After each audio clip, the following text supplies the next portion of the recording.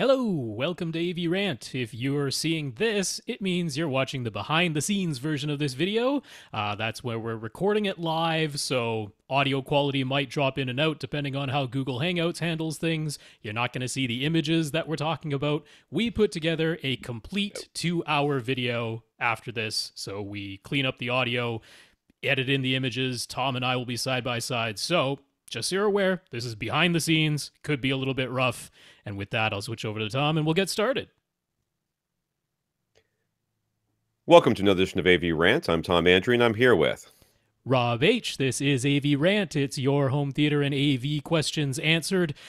CES just got underway. So Yes. News is pouring in. There's already been quite a bit. We're going to cover a little bit of the first headlines that got out just prior to CES over the weekend, but we're not going to delve into all the CES stuff because we don't know it yet. We haven't had time to sift through it. So yeah, even though you might be hearing this the week after sort of CES has taken place, that we'll be covering it next week, just so you know.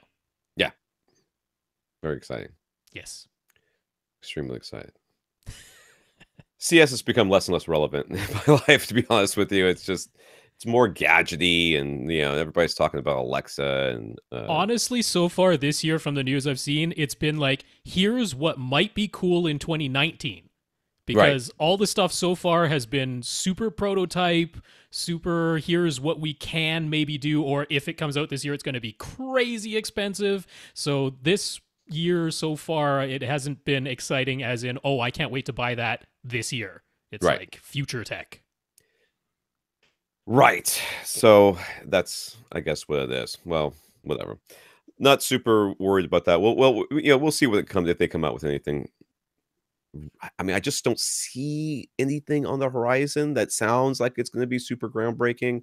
We don't have any brand new audio formats or anything. I think we'll see some receivers that'll be able to do a couple extra overhead speakers and garbage like that. But nothing that's going to be like. I mean, still, I know that I feel like we're in an echo chamber here where Dolby Atmos is really a thing, but the reality is I don't think Dolby Atmos is really a thing. It's just a thing for us. Well, the problem is that it didn't support enough speakers. Clearly. So what people really want to do is put 16 holes in their ceilings. That's right. Yes, they have these little dots of holes. All right, let's get into this podcast. This is AV Rant, the podcast that answers your home theater and AV questions. Get your questions answered. All you do is ask. You ask by emailing us at question@avrant.com. You go to www.avrant.com, where you can leave us a comment there. Facebook.com/AVRant podcast. YouTube.com/C/AVRant. You can leave a comment there. It will not do you much good because YouTube comments don't tend to get answered too often. So just email us at question@avrant.com. You can also email Rob directly at rob@avrant.com. His Twitter is @FirstReflect. I'm Tom at avrant.com. And my Twitter is @avrant_Tom. We have our producer, Austin. Austin mans our question lines, helps put together the question list. And he has his own podcast, the We Watch Movies podcast about big fluffy slippers. Yes, I can see that. The wearing of, the purchasing of. Are they the type that look like animal heads, or just plain but fluffy? Just plain but fluffy. They like them. They like them to look like normal shoes. They try to wear them to work and see if they can get away with it, and they giggle like little schoolgirls every time they do. It is not the most compelling content, but it has a small but rabid fan base. So you do what you got to do. We watch movies. You can reach Austin on Twitter @AustinPond. Austin spelled with a TEN, not a TIN. Yes, that's right. TEN Pond. All right, that stuff that we got last week from what's his name, it's still sitting in that box over there. I literally forgot it completely about it the second this podcast ended last week, because those of you that remember, we have Daisy, who's now on the podcast with us, our new co-host. And I was like, it is very cold in this house. Now, we had a cold snap last week, which was very cold for Florida. It was like, where I live, it was down in the mid 30s. And there's a lot of people out there who are like, I saw there was snow in Florida. There was up in Tallahassee, but that wasn't us. So we were much lower than that. So it was very cold, though. And I was like, this house shouldn't be this cold. So I checked the heater, and it and it wasn't blowing and stuff, and I got freaked out. So Daisy spent almost the entire night with me in the home theater because I was worried that she was going to freeze and die, because that's what can happen. And in fact, our heater was out, and we got it fixed the next day. I'm not sure exactly what happened. It seemed like hasn't been used in 4 years. It has. Shut up. It has. And last year it worked just fine. But this year the guy came and said basically I had the settings wrong on the Ecobee, which didn't make much sense. The only thing I can think is that when the power went out for as long as it did, it reset something. And I didn't realize what it had reset. So I wrote down the settings, and hopefully now I won't have to pay the $67 idiot tax, which is basically what I paid. Well, for people who can't see the video, Daisy is your pet lizard. Yes, but she's a very good co-host. She's very talkative. You know, she is. We generally like our co-host to be a little bit more engaged, but it's late for her and she's very sleepy. So she's hanging out on my shoulder right now. She's a 6-month-old bearded dragon, and I know it makes me weird for wanting her on the podcast, but it's my podcast, so shut up. And I was teaching at a school about an hour and a half south from here. All day teaching science to 5th graders, and every teacher that came in the classroom, I was like, "You want to see my new baby?" And half of them did not think that Daisy was a baby, and it was they did not like that. But the other ones thought, "Oh, that's really cool." So, anyways, Daisy. It's already hot in this room. So last week I was complaining about being cold. Now I get to complain about being hot. What are we gonna do? I'm a glass is half empty kind of guy. Let's start by thanking our listeners of the week. To become a listener of the week, to support the podcast in some way. First way to do that is go to www.avrant.com and click on the Buy Us a Cup of Coffee link. And that cup of coffee link will send you to a PayPal donation site where you can give us a PayPal donation. Those donations go into our coffers to help pay for hosting fees and shipping things and gear occasionally, programs that we might need for the podcast. When wires go bad and stuff like that, we use all that. Mostly hosting fees and that sort of thing. So we want to thank Jack for going to www.avrant.com and giving us a PayPal donation. So thank you, Jack. Yeah, Jack, thank you for the donation. We also want to thank our patrons over at Patreon. Patreon.com is a website where you can sign up to give a artist of your choice a monthly donation, a reoccurring, and I think the minimum was $1 a month, which is $12 a year for those of you that are math impaired. And I would set it lower if I could, but I can't. So $1 a month it is. And we have now 51 different patrons. That's up from 48 of last week. And while I know that I can go through and thank you all, 51 of you individually, I would rather just make you email us and remind us that you're a patron so that we can say it on the podcast. So we want to thank Byron and our 50 other patrons from Patreon. Yeah, it's very cool to see that Patreon number continue to tick up. At some point, I'm sure it will level off and or go down. But for right now, it continues to climb week after week, so that's very cool. Byron, thanks for signing up. And to our 50 other patrons, thank you so much for supporting the podcast. And if you can't support the podcast financially, we understand. If you find some other way to support the podcast, if you let us know, we will make you one of our listeners of the week. So we want to thank Robert. He emailed Butt Kicker, who's a maker of not shoes, but tactile transducers that shake your couch with bass. He emailed them to let us know that he had heard about them through us. And Michael let Accessories for Less know that he ordered his Denon AVR S920W receiver from them thanks to us. So thank you, Robert, and thank you, Michael. Yeah, Robert, Michael, thank you very much for talking us up to those manufacturers. In the news, as it is at this moment on the first Monday of CES or whatever it is, LG announced their 2018 OLED and Super UHD TV lineup ahead of CES 2018.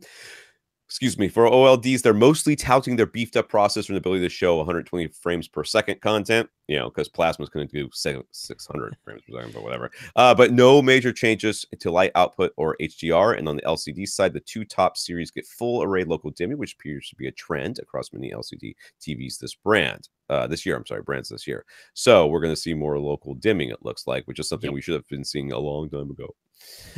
In the first for consumer displays, LG's OLED TVs full 3D. I'm going to try this again. I should have done some like vocal warm-ups, like she sells on the seashore, all that stuff, right? Okay. Anyways, And the first for consumer displays, LG's OLED TV include full 3D lookup tables that can be auto-calibrated using CalMan. For those who don't know, CalMan is a program that you can buy for video calibration. So this means that the TVs are included, the lookup tables are included inside the TVs, which is kind of nice. Makes it a little bit easier. So it should be possible to calibrate them to be exceedingly accurate, provided they didn't mess up the tables. So yeah, so if you want to understand what a lookup table is, just imagine that here comes the signal, but the signal isn't something the TV can necessarily show completely accurately. So the lookup table is like, it's a series of offsets. It's like when the signal says do this, here's how I have to adjust the signal so the TV can show that accurately.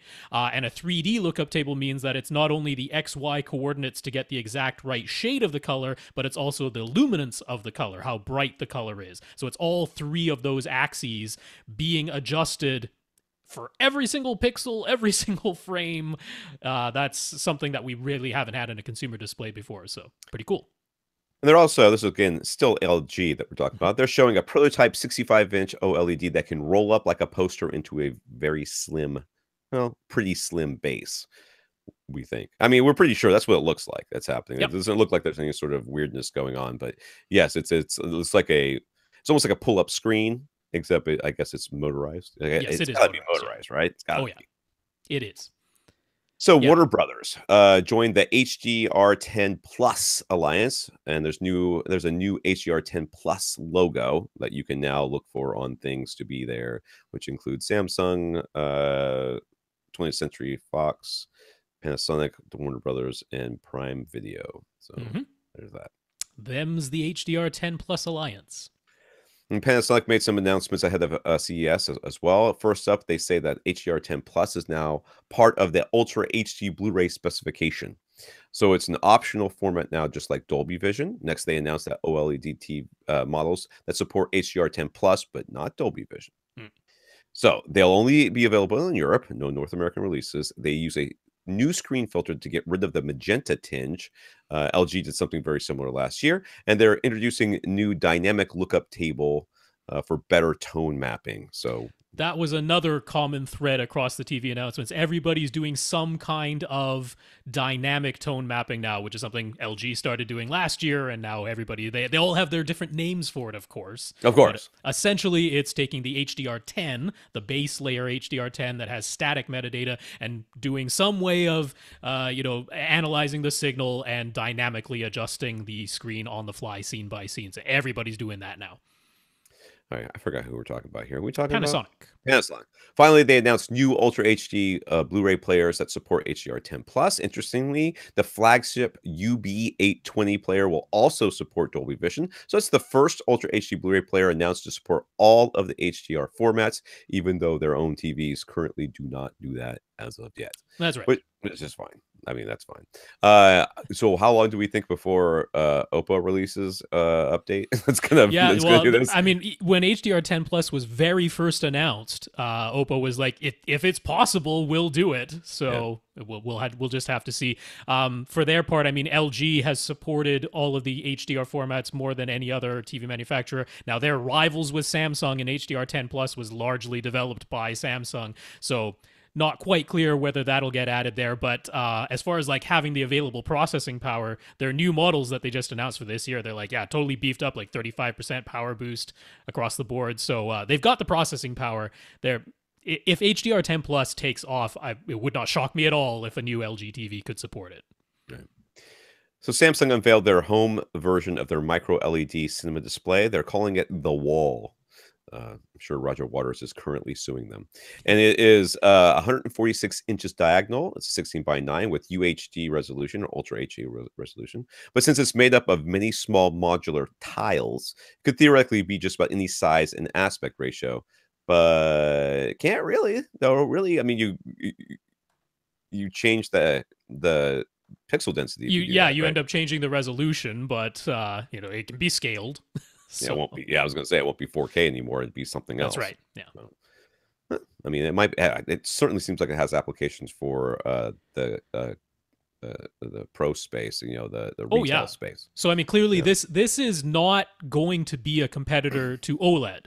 because Right. even though these are micro LEDs, they're still considerably larger than the size that you Yeah, can they're make. like little lights, right? I Well, mean, they're LEDs. They're just small enough that you can right. put them a red, green, and a blue LED close enough together to put 8 million of them in the space of a 146-inch diagonal screen.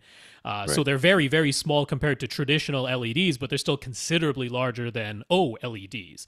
So this is really the alternative to projector. 146 inches. Clearly, that's a projection image size setup, not a flat panel size setup. Right.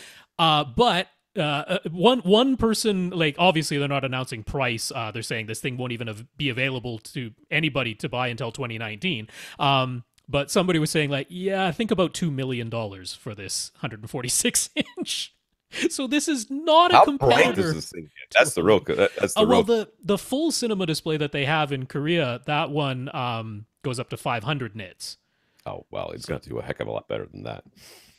It's good for that much money, man. Come on. Well, that one's a 30-foot screen though, so maybe there's a power thing going on. So, yeah, the lights all dim. For all the people who are like, "Oh, this is going to kill OLED," it's like, no, these really are apples and oranges. The completely different segments.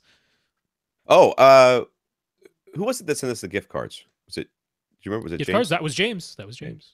Let James know. He said we had to buy something frivolous. I didn't buy something frivolous, but so far I have purchased a cookbook. Okay. I got a how to make cured sausages and meats. It's like salamis and stuff like that. I've always wanted to start making stuff like that, and never gotten around to buy myself a book. And I had the money. I was like, there we go. So there we go. So far, that's what I've bought. I was looking at trying to get all the Captain America movies because I've only got Civil War, and I'd like to get the other two because they're both very good. But have not done that yet. All right, got some comments from some listeners. James, different James, on Facebook.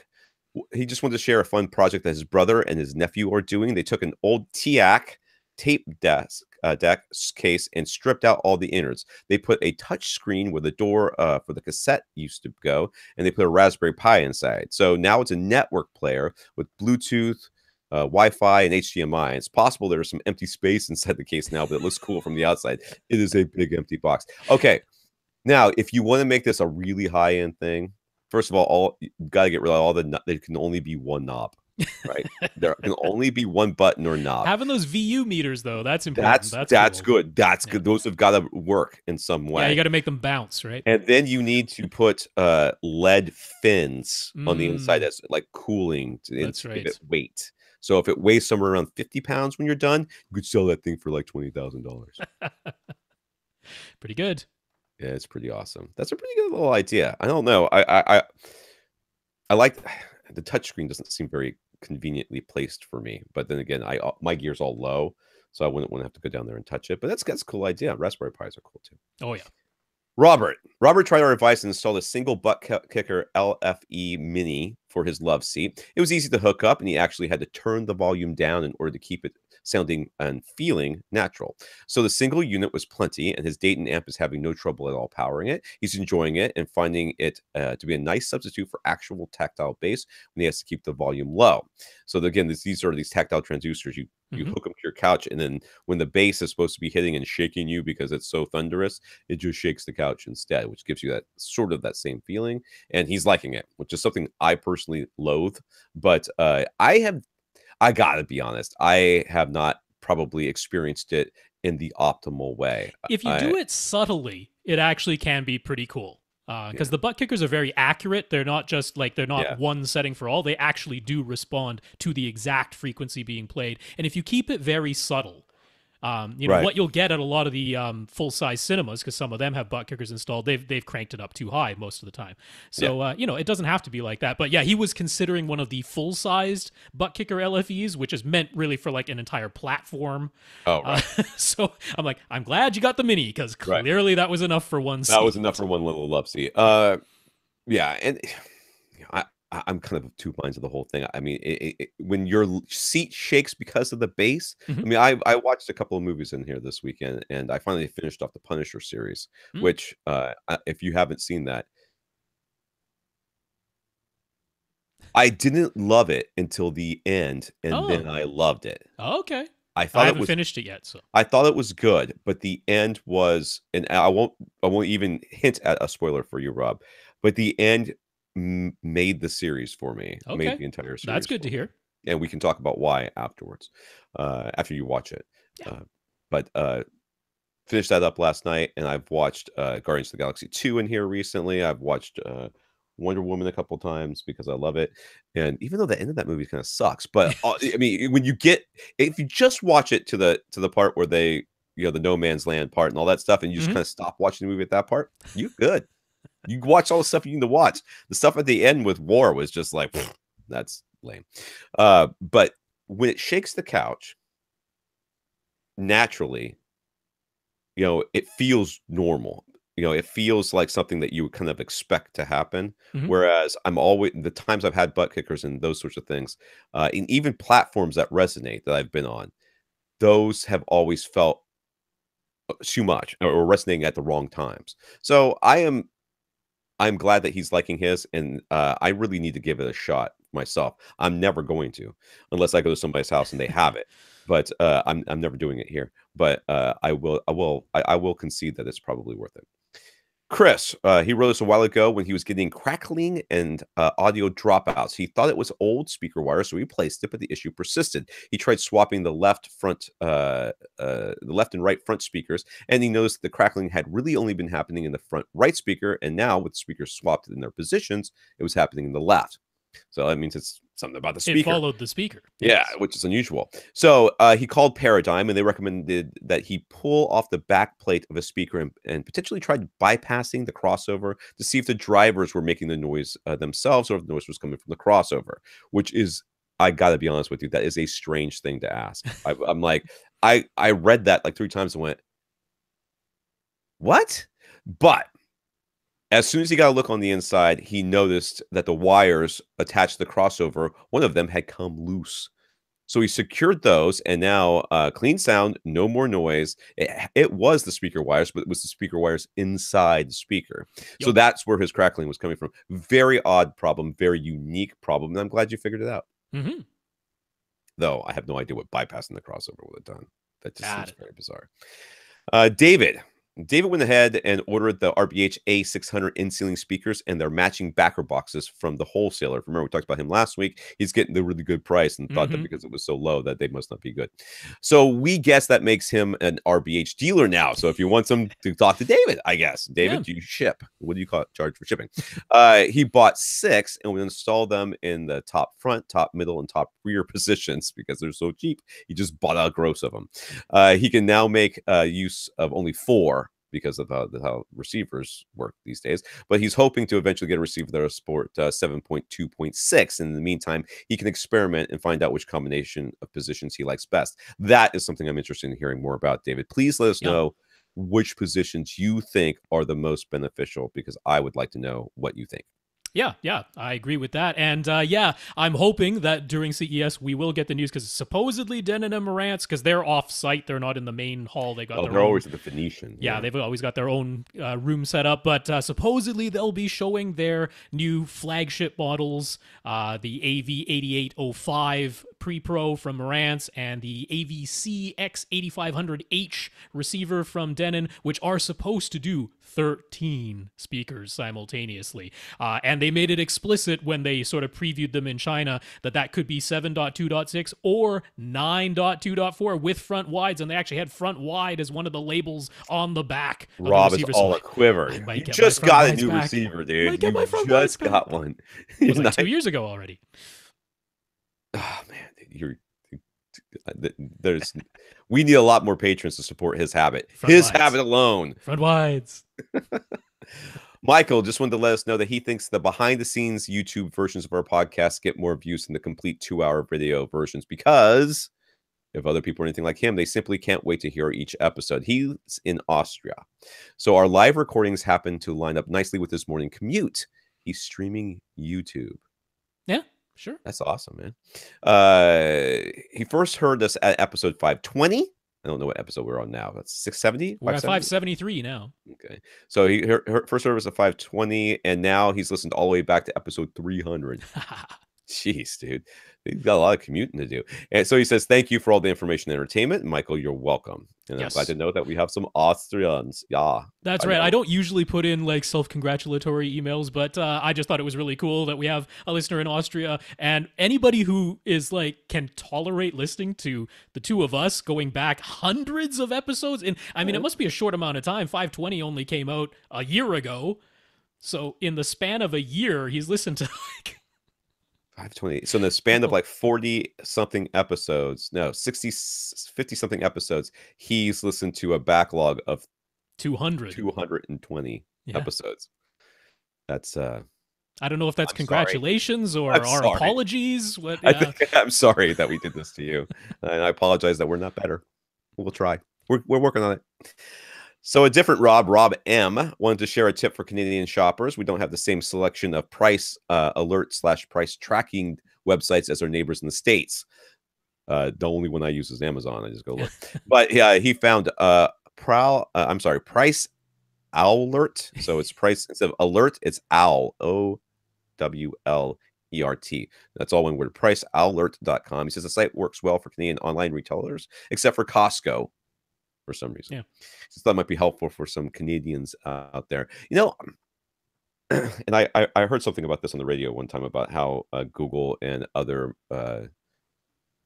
web search engines undermined all those websites that were doing the price checking for you. And that there's like some sort of class action lawsuit or whatever, a lawsuit about it. I just stopped checking those things. I haven't checked one in forever. So if I'm looking for a deal, Google sometimes will show me different places, and that's where I found my phone. I got my phone through eBay through finding it on the Google search, where the Google Shopping gave it to me. The Google Shopping thing. Yeah. But I haven't used a comparison website for anything other than like hotels in forever. So that's good. Good to know. Yeah, give it a try. I don't know it. I can't vouch for it or deny it. So yeah, but check it out. What can it hurt? Yeah. Ted. So as we know, Ted is using legacy audio silhouette on-wall speakers for his front, left, center, and right. He's been very impressed with their output capabilities and overall sound quality. I guess we have some pictures here for if you go to the just full as a video. reminder so that people can see. These are large on-wall very speakers. large on-wall speakers. I mean, they're just very big speakers. Yeah. However, he says if he listens to a 2-channel recording in just stereo listening mode, he's noticed that the phantom center effect at his primary seat isn't quite up to the level of quality that he knows is possible. So if he moves to his back row, it actually sounds much better. If he moves forward as close to about 5 feet from the front wall, it sounds better too. Furthermore, if he sits in his primary seat and uses the actual center speaker versus upmixing, he gets the same slightly blurry, disjointed sound from the center that's as what's produced by the phantom center. So it's not the speaker themselves, right? If he moves forward or back, the sound improves. So it must be something to do with positioning, correct? But what is actually causing this, and what is the solution? Is it the listening angle of the speakers? If you were to spread them apart, wider apart, or move them closer together, could that solve the issue? Moving those big, heavy on walls is a major hassle, so he definitely doesn't want to drill new holes without knowing for sure if he's going to get the improvements he's after. This is the room, isn't it? Isn't it like some sort of reflection of the room?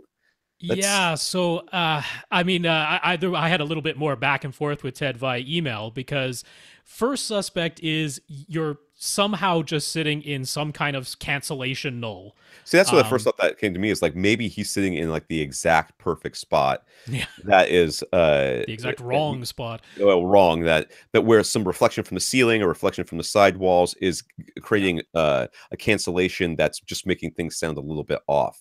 Where he is. Yeah, mainly it was that. So first of all, he was sitting in his primary seat and noticing that, and then he goes and sits in his back seat. So he has actually a very small room. So he's kind of crammed 2 rows of seats. Propped one up on like bed leg risers. Right. So he's given that a try, and he's like, the imaging, the stereo imaging sounds much better in that rear seat. And at first he was like, is that just because of the narrower listening angle? He had set them up to be 30 degrees, plus or minus 30 degrees left and right in his primary row. When he goes and sits in the back row, then they're closer to like plus or minus 24 degrees, that type of thing. So he's like, if he just moved them closer together, would he get the same result? And I was like, I really, definitely don't do that permanently. Right. If you want to try temporarily moving them in some way, by all means, try that experiment. But I really think that this is, in effect, because these are on-wall speakers, I was like, it's one of two things in my mind. Either it's the front to back wall reflection, Yeah. and you just happen to be sitting in a place where it's canceling out, or it is the front wall effect, which is the exact reason why baffle walls were invented. The exact reason why THX baffle walls were invented is because you can get from the sideways moving, because the sound waves are traveling, 360 degrees. They're traveling in a full globe type shape. You can get these phase interference patterns, and if you could actually see what the sound waves are doing when they come off the side of the speaker and travel along the front wall sideways, you actually get these little eddies, just like pools of water, just like a stream in a pool of water. You get these little whirlwinds, these little eddies, and if that just so happens to be occurring where your center is located, then you're going to get these odd phase cancellations. If you could see it, you'd have all this weird comb filtering going on. You might even have a big lobe that's coming out, and if you're sitting right in the eye of that lobe, which could be the case, there's multitudes of things. I mean, sound wave interaction is really, really complex. So really, it sounds like what you could do if he's got some panels that he can move around, even just temporarily, just placing them in different positions, like between his front speakers, on the front wall. On the front wall, right between his, right around the center channel, basically. You try there on the outside of his front speakers at his first reflection points if he doesn't already have some there, even like really thick blankets or something, just something to help absorb some of that sound, because. It's going to be higher end information too. That's going to be the problem here. And that means that it's going to be easier to absorb than those, these big panels that we have, the 4-inch thick and everything else. I mean, that's for bass. We're trying to absorb, not, when you're talking stereo imaging, that's not the bass. You're not going to notice that in the bass. This is mid-range and high. So actually the second part is very related. So okay, so let's go on. So Ted finds it odd that this is happening as main listening position. In that spot, he has a futon behind him that ought to be absorbing most of the back wall reflections. And yet if he sits in the back row with the bare wall close behind him, the stereo image sounds better. What he's hearing is an issue of localization and placement of sounds within the sound stage. At his primary seat, it's very distinctively left and right, and then kind of a blurry in the middle, even when using an actual center speaker. In the back row, it's nice, smooth, cohesive soundstage. Not this disjointed separation between left and right, and no blurriness in the middle. If he moves forward, it's not quite as good as moving back, but he still gets a clear sound from the center, and much better than at his primary seat.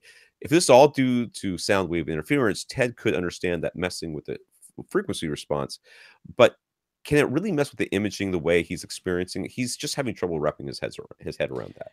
Oh yeah, and that's where it comes in. This sort of phase cancels it. Here's a perfect example, right? Here's a perfect example. Anyone can try this at home. Take one of your speakers, switch the red and the black wires, and listen to it in stereo. Now you've done nothing. You've changed your room zero amount. Yeah, you didn't move anything. You didn't change how loud anything is. No. You didn't change the frequency response of the speaker. Just switch one of your front left and right speakers, the black and the red wire. This will not damage your speaker as long as you don't do it while the amplifier is on. Okay, just turn everything off, switch the speaker wires, turn everything back on one speaker, and then go listen to it and say to yourself, how is it possible that this is making that much a difference? It's making this much difference because that's what interference can do. That's what sound can do when it's not being produced the way that we are trying to produce it. And these little interferences, even though they're small, even though you're not that far away from it, and you can change your position, it makes it a lot better. They can make that big of a difference. Yeah, the illusion of stereo imaging, because it is an illusion. Because it sounds like something is coming from straight ahead of you, but you are listening to two sound sources, one to your left and one to your right. So how do you create this illusion that it's coming from straight ahead of you? It's actually it's really quite difficult. Your left and your right ear must receive identical information in order for it to convince you that it's coming from straight ahead of you. Now, identical information is more than just, I got the same frequency response and I got the same level, the same volume level at both ears. Those are important. Those both must occur, but you must also get the exact same timing information. The sounds must arrive at your left and right ear at exactly the same time. And it doesn't have to be off by very much for the image to move to the left or right or to be destroyed, as it Right. seems is happening in Ted's case. We're pretty darn sensitive to that timing information. We're even more sensitive to the volume information. But that's that whole sorry, what was that effect called? I'm forgetting the name of it now. I know it's the Doppler press effect? sorry, which? The Doppler effect? No, it's the precedent effect is the generic Oh, name, but there's a person's name that was attached to it. I forget. It started with an H, I think. But anyway, the point being, all of these things have to line up. So if you were to measure the frequency response, it's probably fine. If you were to measure the volume levels between the two of them, it's probably fine. This is almost certainly a phase issue.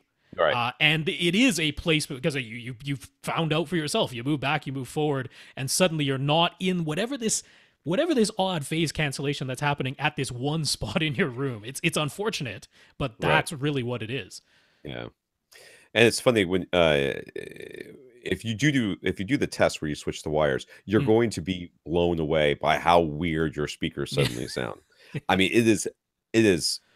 it will drive you absolutely nuts. It sounds like it's all coming from one side of the room, and it's all weird, or almost like everywhere sometimes. Yeah. Like it's like I mostly find that to me it sounds like it's coming from out of one speaker more than the other. But when you try to figure out which speaker it's coming out of, it like changes, and it's you know what I mean. The imaging moves depending on where you move. You are right. Yeah. It's very bizarre. Yeah. So Unify, it doesn't take a whole lot. So he says he tried to take some Room EQ Wizard measurements in his primary seat and in the back row, but the bass response clearly looks different. But other than that, he isn't sure what differences he should be seeing. What in the measurements would indicate good or poor imaging?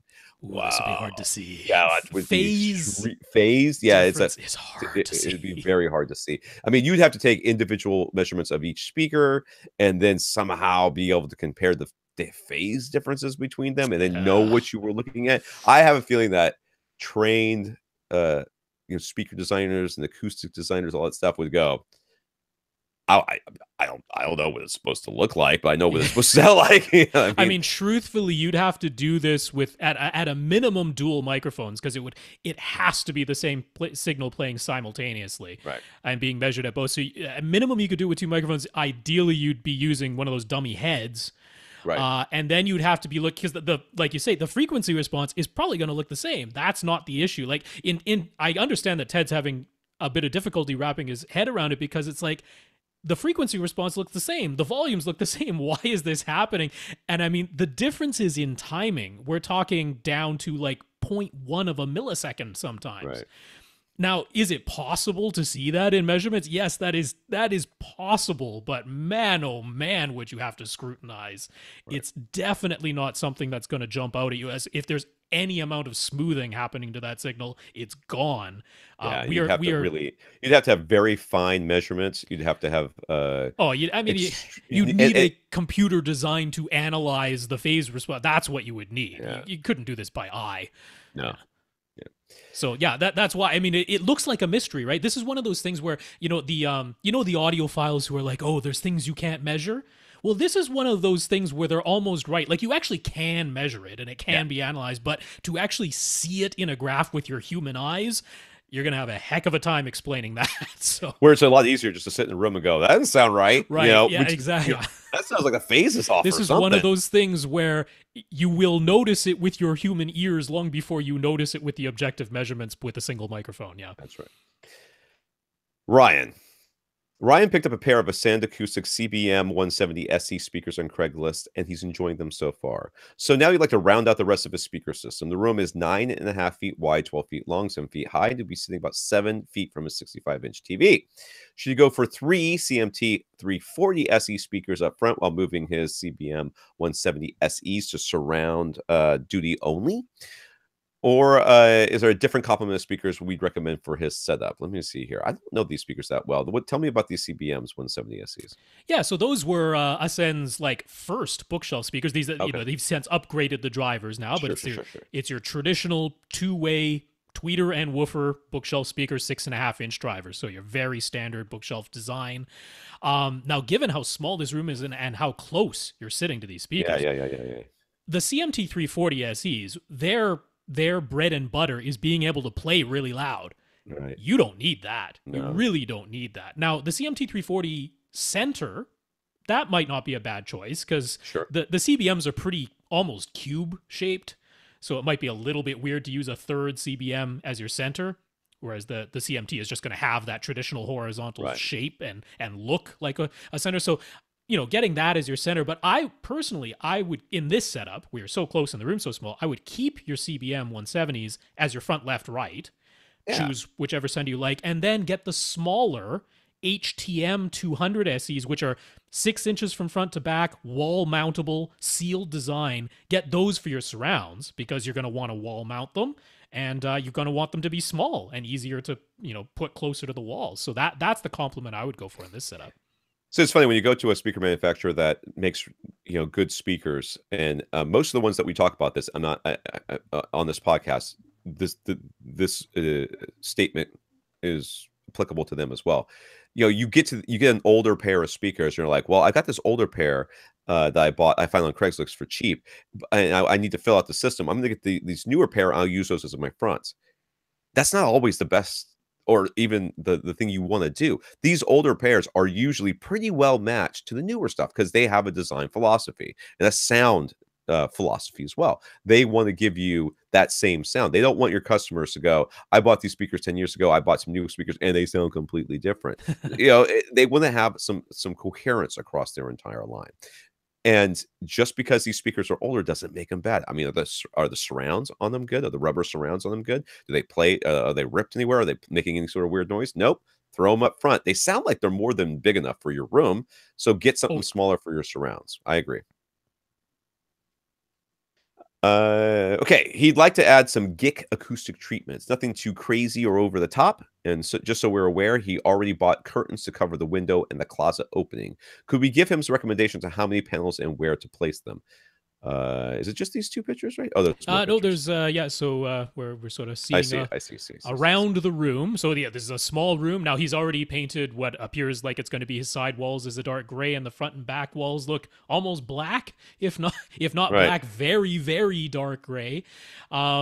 So I'm guessing the screen or whatever his TV is going to go on the wall that's not going to have the door opening into it. I'm guessing is what that's going to be. So I would think so. Which means his opening would be on in the front left. I would assume so. Yeah, and his window will be on the front right.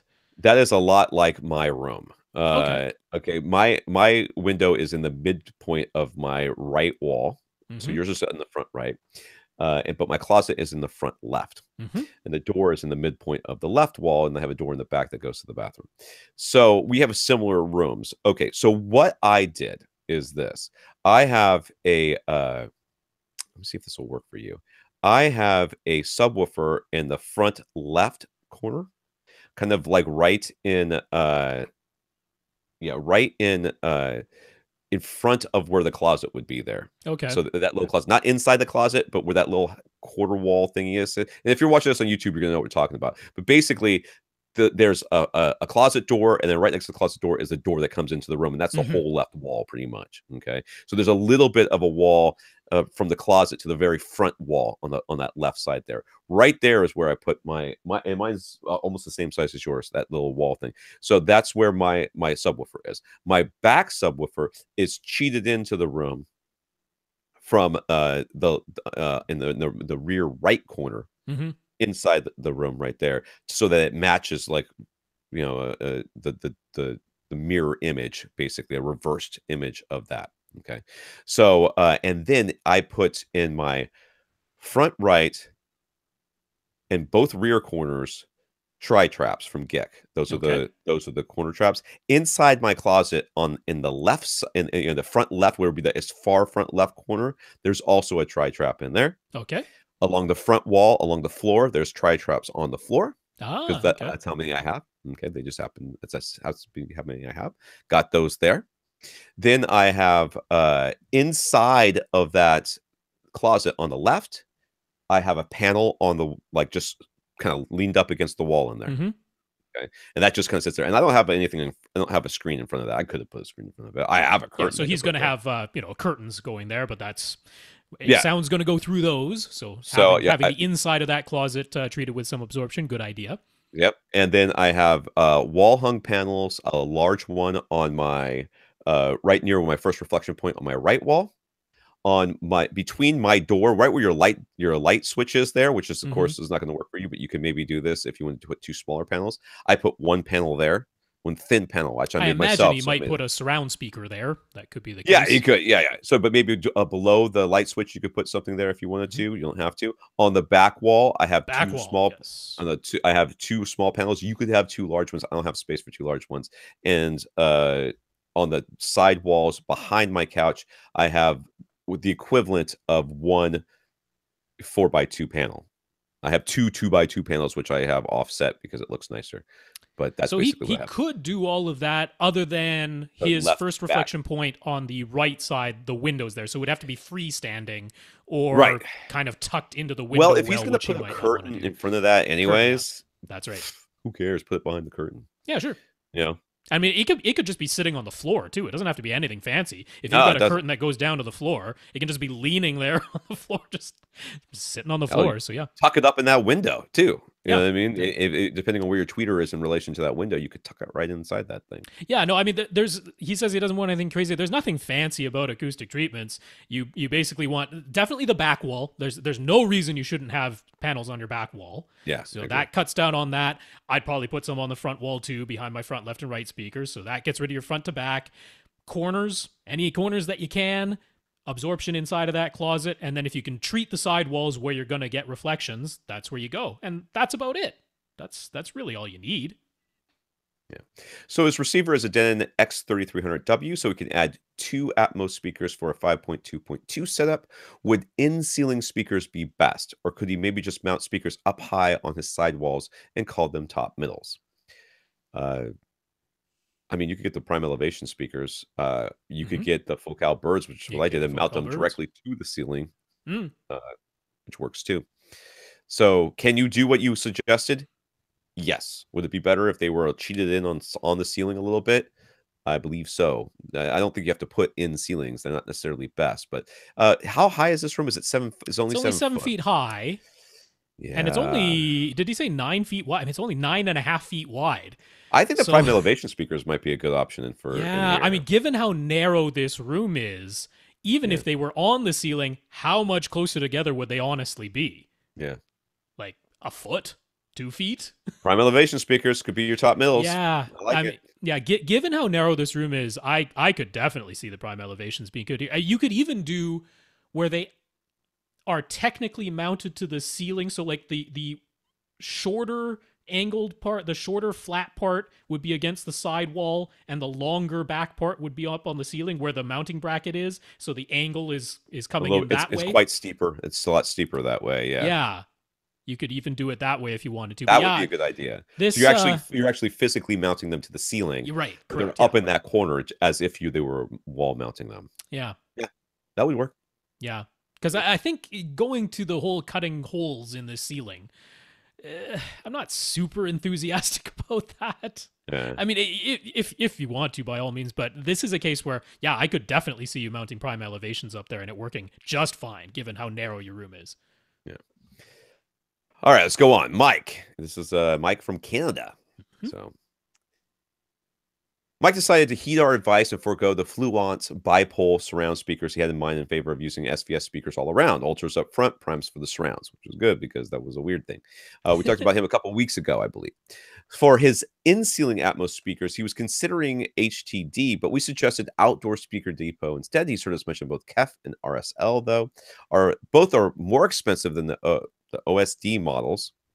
I got lost by that. Is Outdoor OSD? Speaker Depot. Oh, okay, there we go. I was stuck on HTD. But would either of them be worth the extra money? And with the RSL in ceilings being angled, are they actually a good choice for Atmos as RSL claims? If you wanted to step above the OSD and in ceiling speakers, what would be the most worthwhile upgrade? So keep in mind that his fronts and surrounds are going to be SVS. So that's right. What we're trying to match if it's anything. Yeah.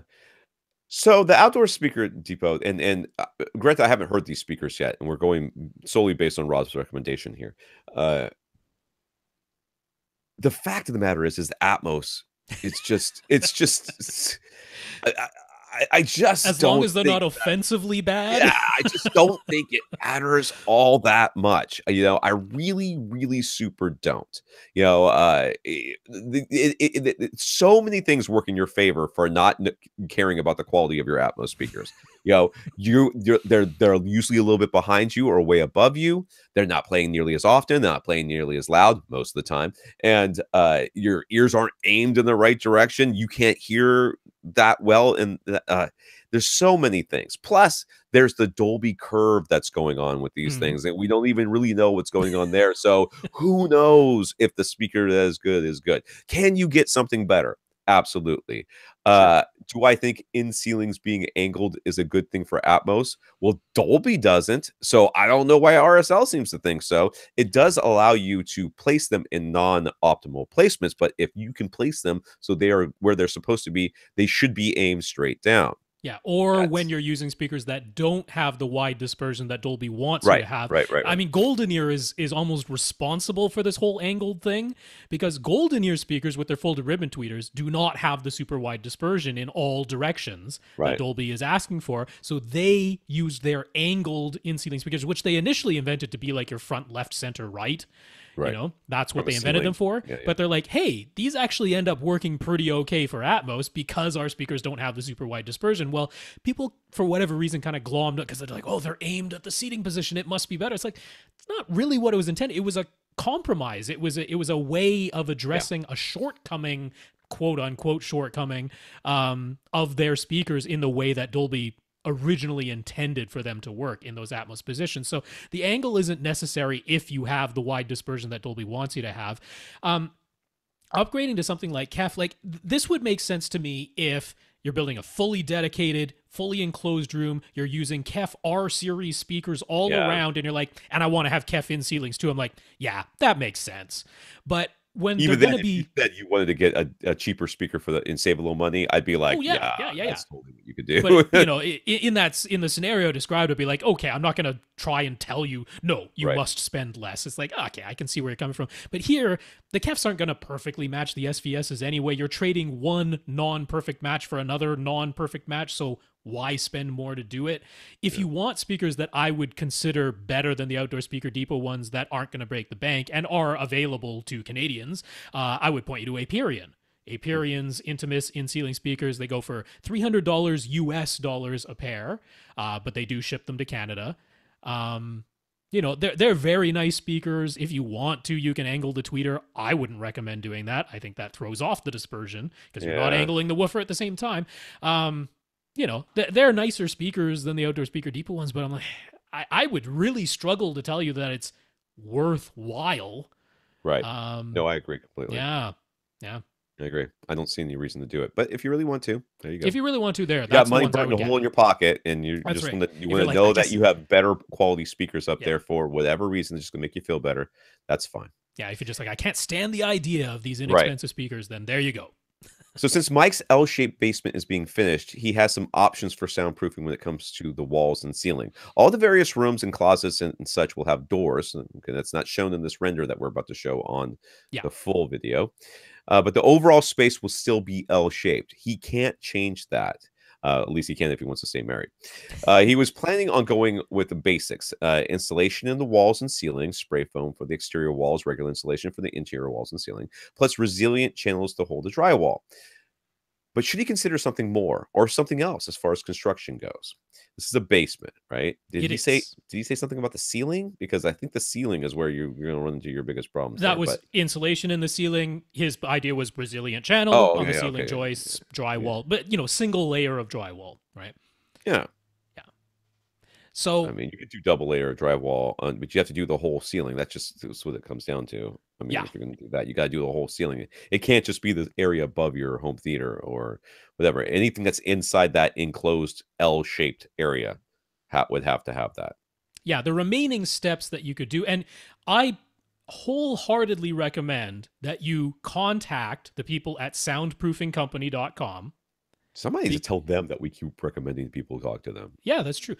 Because, I mean, they give advice for free, and they give very good advice. All they do is soundproofing over there. That's right. So this is a matter of So first of all, even if you did everything that you described, insulation, yes, definitely Yeah, do that. it's a good idea. The resilient channel, now you could alternatively use sound clips and hat channels, which take up a little bit more space and are a little bit harder to short circuit. Resilient channels work fine though, as long as everything is installed properly. Usually, where resilient channels fall down is somebody ends up putting a screw or a nail through the resilient channel into a stud, and now you have short circuited the whole system and essentially rendered it useless. That's usually where it falls down. But effective wise, resilient channels and sound clips and hat channels are pretty darn similar, and resilient channels are cheaper, so just make sure it's installed correctly. The main things that you could do in addition to that would be to add a second layer of drywall with green glue in between. Yeah.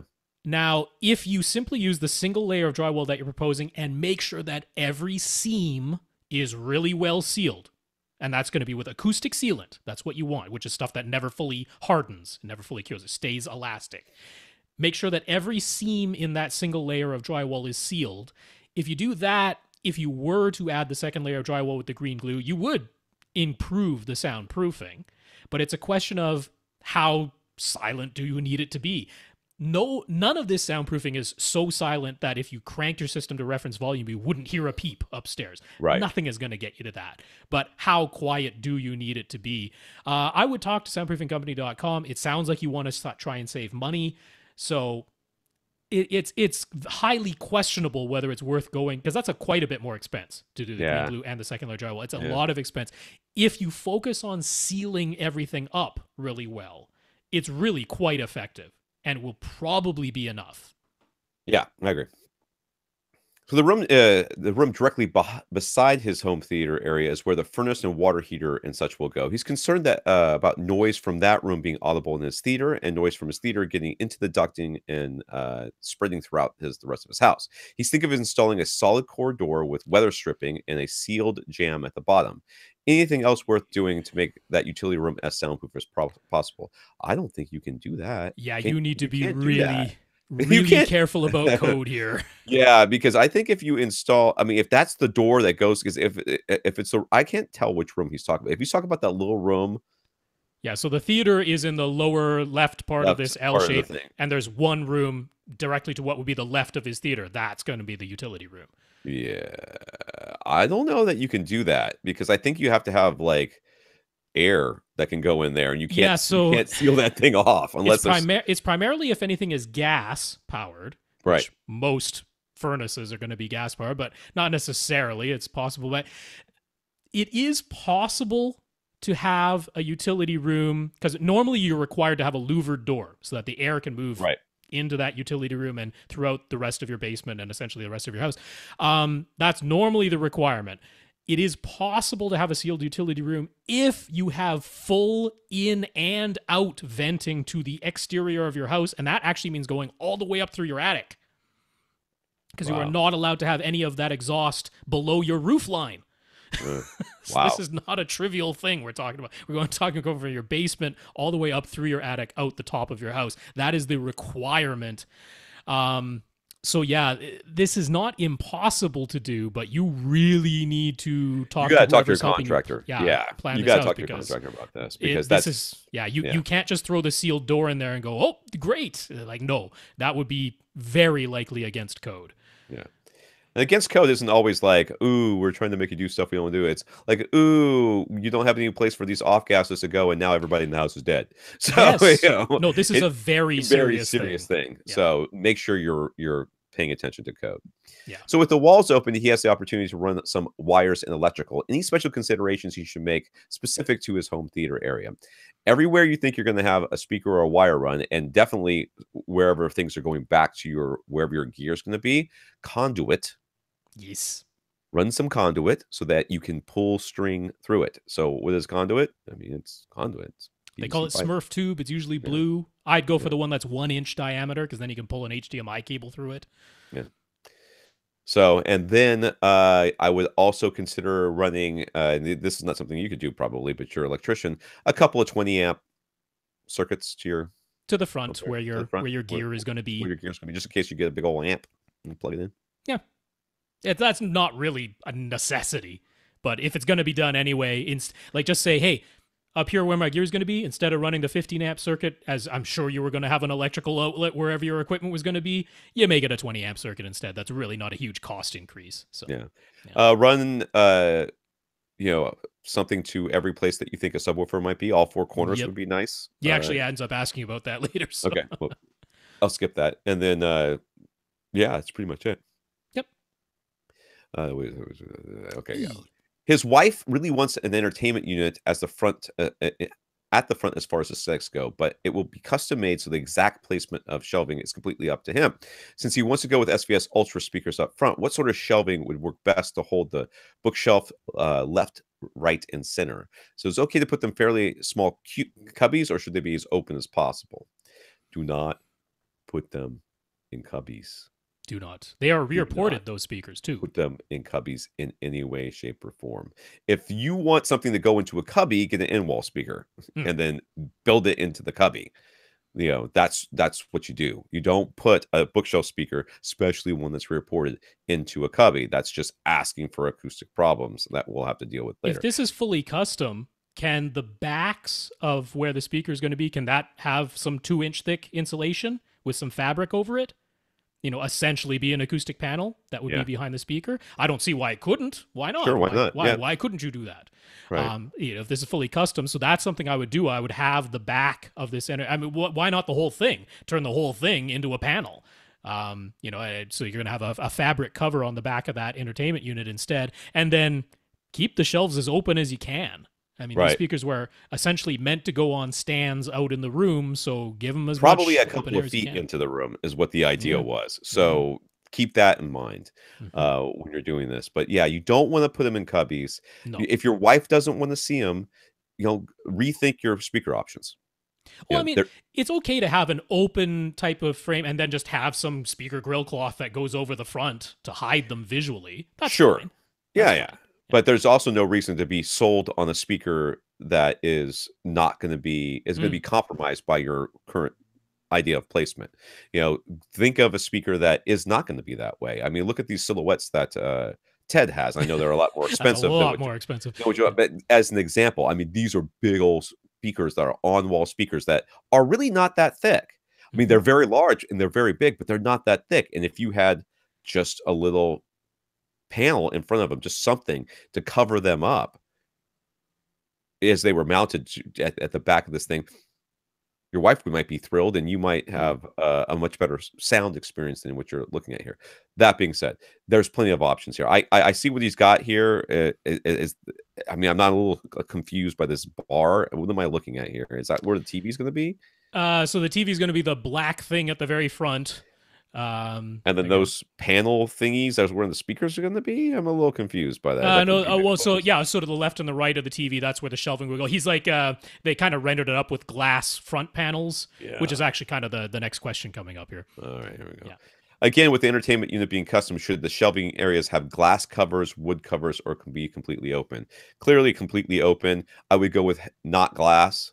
Yeah, not glass. Don't do glass. In any form, anywhere on this thing, if you can get away with it. If you want to visually hide your equipment behind some of these, because obviously the speaker's not going to take up all of the shelving. So if you want to hide your equipment, then maybe I get louvered wouldn't be a bad idea, so that air can get in there and circulate. That would visually hide it without blocking the airflow. So maybe some louvered panels or speaker grill cloth. Right. Yeah. Again, with entertainment being custom, should the show... Oh, I already said that. He's planning on making his own absorption panels using Roxol. He figures he'll put them on the two side walls and a couple on the ceiling. There are plans for lighting sconces on the sidewall, though. Would it be okay to build the panels after the fact and just fit them between the sconces? Or should he make the positioning of the panels the priority and possibly even try to have the sconces on top of the panels somehow? Well, you have options with that. Now, if you're thinking of sconces on the sides here, and I can see where he's got them on the left side there. Yes. There's a picture on the right side, so I'm not sure what's going on with that. But there's no reason, if you're going to build a sconce, if you're going to have a sconce there, you could have it as part of like a column, like a little, it doesn't have to be like a column, but just like a little built out section. And all of that could be insulation floor to ceiling. That's not a terrible idea. That being said, in my mind, put the sconces up and then figure out where you're going to put the panels. Yeah, because he said he's making them himself, so they can be whatever dimensions you want. You could cut them to fit right around the sconces if you want. Like the world's your oyster as far as the shape and the size of these panels that you're making yourself. So no, put the lighting where you want the lighting to be. We'll fit the panels around them later. That's not a big deal. Yeah. Since this room is open and the front corners are taken up with an entertainment cabinet, what should you do in terms of base trapping? Well, any part of that cabinet that you can steal away, shove it full of insulation and just throw some grill cloth over the front of it. How important will bass trapping be in his open room, and any other acoustic treatments he should be considering? First of all, I question whether or not you're ever going to get any panels on your ceiling. I think that's a nice idea. I think there's zero your wife's going to go, oh, we're not putting those things up there. You can make panels that blend completely in as far as the color goes. It's never happening, Rob, but okay. Or you can dress them up so that they look like the lights. You can have the light coming down from the perimeter of them. You can make them never look cool. Happening.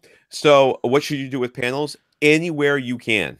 Okay, anywhere you can in this open room would be nice. I mean, all you're trying to do is cut down any sort of echoing reverberation. That's right. It's going to be bouncing around. So you see that picture you got on that sidewall right there? That's a panel. Printed panel. That is a printed panel. And get some more.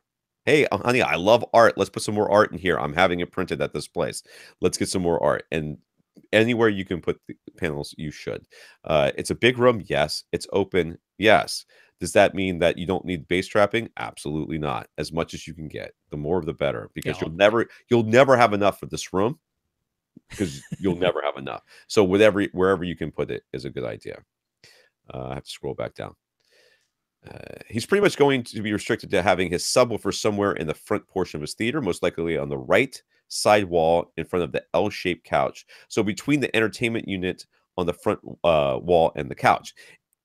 And possibly a similar position on the left side wall. So he has them both up front. He just wants to make sure he has an electrical outlet close to any position where a subwoofer might end up. So any of the places we think should be wired for subwoofer power. Well, I got to be honest with you, dude. Those are not the best places for subwoofers. But this is in an L-shaped room. I mean, you're gonna end up playing with the phase anyway. I'm not super opposed to that. You're gonna end up having to play with the phase knob of one of them anyway.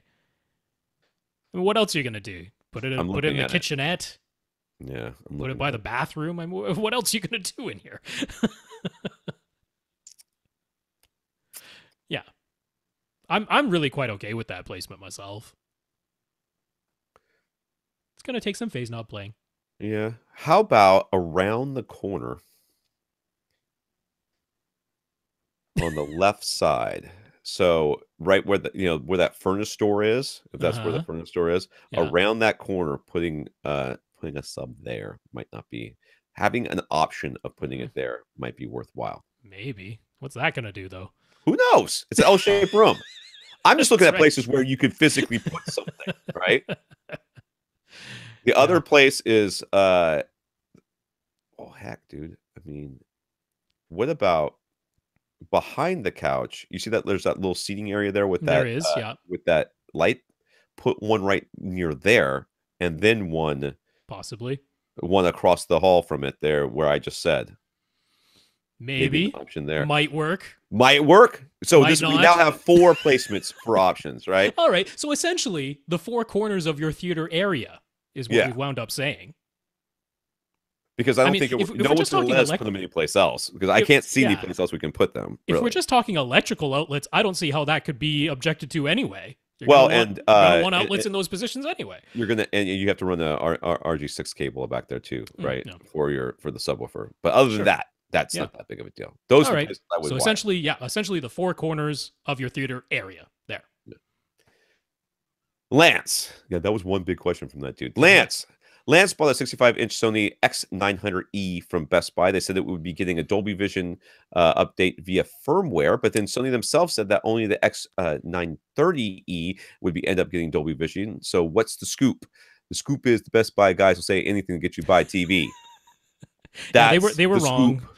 They were wrong. That's the scoop. Yeah, they may have been willfully wrong or ignorantly wrong. Either way, they were wrong. That's what it comes down to. Sorry. So he asked, should he upgrade to the X930E? The 930E is edge lit, while the 900E is full array. So he's concerned about flash lighting in the letterbox bars and blooming overall. Which set would be better? So the X900E has somewhere in the range of 40-ish local dimming zones. So it's not a ton of zones in that But thing. still, 40 is not bad. But it's Not 65 bad. inch? It's 65 inch? 65 inch. That's not great. And the X900E, even though it is edge-lit, has some of the better edge-lit version of local dimming. And actually does get significantly brighter for HDR than the X900E does. But it does have that thing where, like, let's say you have a 2.35 to 1 movie, so it's got black bars at the top and bottom, and then there's a bright object that's close to one of those black bars, it absolutely does bleed into the black bar. On both of them, though. On both of them. I would, if it were me, what I would do is wait till after CES and then see what's coming out. Or if the LG OLEDs are on sale. Yeah. Because, I mean, honestly, because to get the X930E, you're into pretty darn close to OLED prices. And if you're worried about flashlighting in the black bars, what you want is an OLED. Yeah, that's the one that ain't going to have it. Or you've got to go all the way up to like Sony's Z9D that has, over 600 local dimming zones and can keep the black bars black with no flashlighting because there's enough zones to do that. Right. The X900E is a very nice set. It's not going to do Dolby Vision. It's still going to have flashlighting in the black bars. If those two things are deal breakers for you, I would upgrade, but I would upgrade to an OLED. So CES is happening now, he says. So he should maybe wait. He's like reading my mind. Yeah. Will we be seeing 12-bit panels this year? And would those be worth waiting for or too expensive? No. I don't think we're going to see 12-bit panels. And if they were there, they'd be too expensive. And you can just wait. You could. Because there's always going to be something better. I don't see that. And we are seeing this trend of a lot more full array local dimming sets from all the brands. They're doing that. Yeah. Because OLED's eating their lunch. Right. I agree. So I don't see this I see this as more of a lateral move, honestly. I mean, I don't see it going. I don't see why you would spend this money. I mean, honestly, if Dolby Vision and the flashlighting thing are things that are concerning him, I would either go up to an OLED or I might go down to a Vizio. Right. That has all price-wise, I'm saying. Yeah. Because the Vizios do Dolby Vision at least, and they actually have more local dimming zones. That's what I was going to say. They have more zones, so you're going to get better. And yes, I know Sony's very good. I'm not. Oh yeah. No, the X900E is a really nice TV. Yeah, I just don't. I don't see if this is the problems that you're having. I don't see that the 930 is going to solve them for you. You're just going to be a little bit. It does get really bright for HDR, which is nice, but it definitely has the flashlighting in the black bars. So on the 900E, streaming content from YouTube and Sling TV looked worse than on his older 1080p LG Plasma. He thought that 4K TVs with all their fancy new tech and processing will look better for these sources, not worse. Would professional calibration help? No. That's not a calibration. That's not your colors being an accurate issue.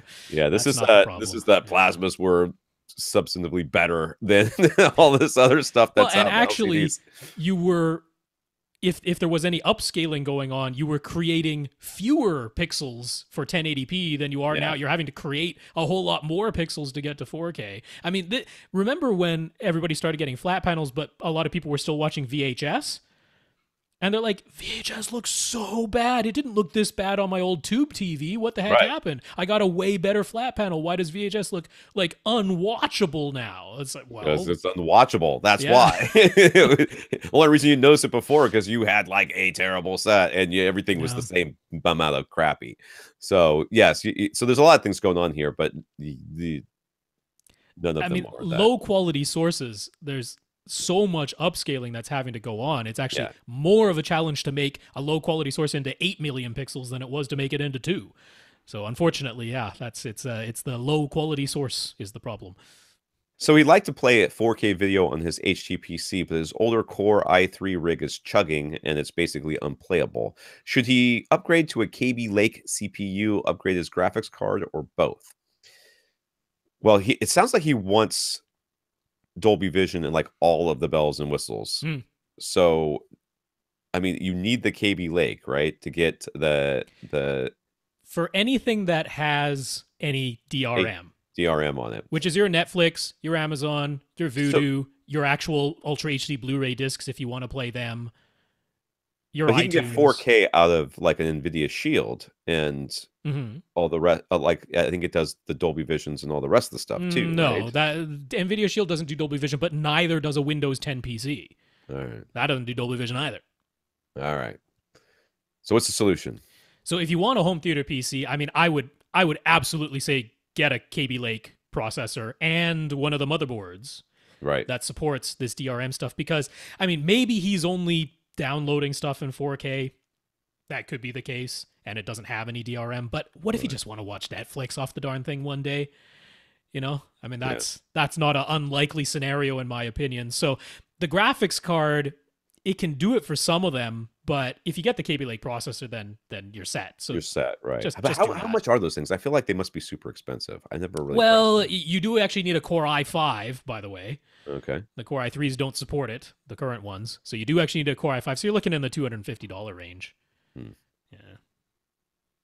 There are some that are you can find them for less, but if you sort of think that in your head, you're in the ballpark. Andrew is planning out his second home theater build. The room will be fully light controlled, rectangular, and enclosed. Yay. 20 feet long, 13 feet wide, and 7 feet high dual bulkhead. And he's going to install a drop ceiling, I guess, to line up with that. Even out with the bulkhead, that's correct. Yeah. That makes sense. The entrance door will be on the right wall near the front of the theater, and there will be a door in the middle of the back wall leading to the furnace room. Again, don't put a solid core door in the thing. And now I'm a little bit worried because, okay, so yeah, I mean, this wasn't even one of his questions, but this furnace room thing. Yeah, twice in one podcast. Supposed to be a louver door, and because the only exit from that furnace room door is into your theater, that means your theater has to have an air return into the rest of the basement too. So you have to have a louver door. Well, I mean, if the rest of the space, but it says living room and a bedroom for the rest of the basement, you may have a little bit of an issue here, my friend. But let's go on. Yeah, well, but I mean, if this is planning stage type stuff, you need to talk to your whoever's going to help you build this thing, contractor or whatever, and say, listen, what's my air issues here? Because if you can do the whole air is brought in directly from outside, because it looks like that furnace room is on an exterior wall, so it can get its fresh air supply directly from outside, then it could exhaust all the way up through your attic. It can be done. It's just, if you didn't budget for that could be a thing. That's a non-insignificant price. Right. Yeah. All right, so check that out for sure. And then if that's the issue, you may have to move your home theater to a different place, which, hey, there's a bedroom over there. There's a bedroom, there's a living room. Switch the bedroom and the home theater, and then somebody lives right next to the furnace, whatever child you don't like that much. Andrew wants 2 rows of seats, a 7.2.4 speaker configuration, and a projection setup. Okay. Scrolling down past all these things. Now, I'm going to say that the first thing that struck me when I saw these images is that those chairs are way too close together, and that's never although that isn't to scale. That's not to scale. It's definitely not to scale. I understand that, but I want everybody to know that we're all thinking the same thing. Apparently, how would you walk? Nobody sits in the back row has any legs. So there's that. So he already owns 11 speakers, but he needs a new receiver, screen, and projector. He's in Canada, so he needs options that are available to him. He was thinking of getting a Denon AVR X4400H, a silver ticket 120-inch screen, and either an Optima UHD 60 or Epson HC4000 projector. What do we think of these choices? We have recommendations for different choices that won't cost more, and what is a good, cheap 2-channel amp that he could add to the Denon so that he can power all 11 speakers. Denon, silver ticket, Optima, Epson. I don't know about the prices of the Optima and Epson, but the silver ticket and the Denon are both solid. Those are both solid projectors as well, as far as I know. I mean, I would easily choose the Epson over the Optima. Easily. I know that the Optima having actual 8 million pixels, because it's a wobbled 4 million pixel DLP chip instead of a wobbled 1080p chip, might sound enticing, but there's no competition in the black levels, and the Optima can't do the wide color. It's Rec 709 only. Right. So the Epson has better black levels.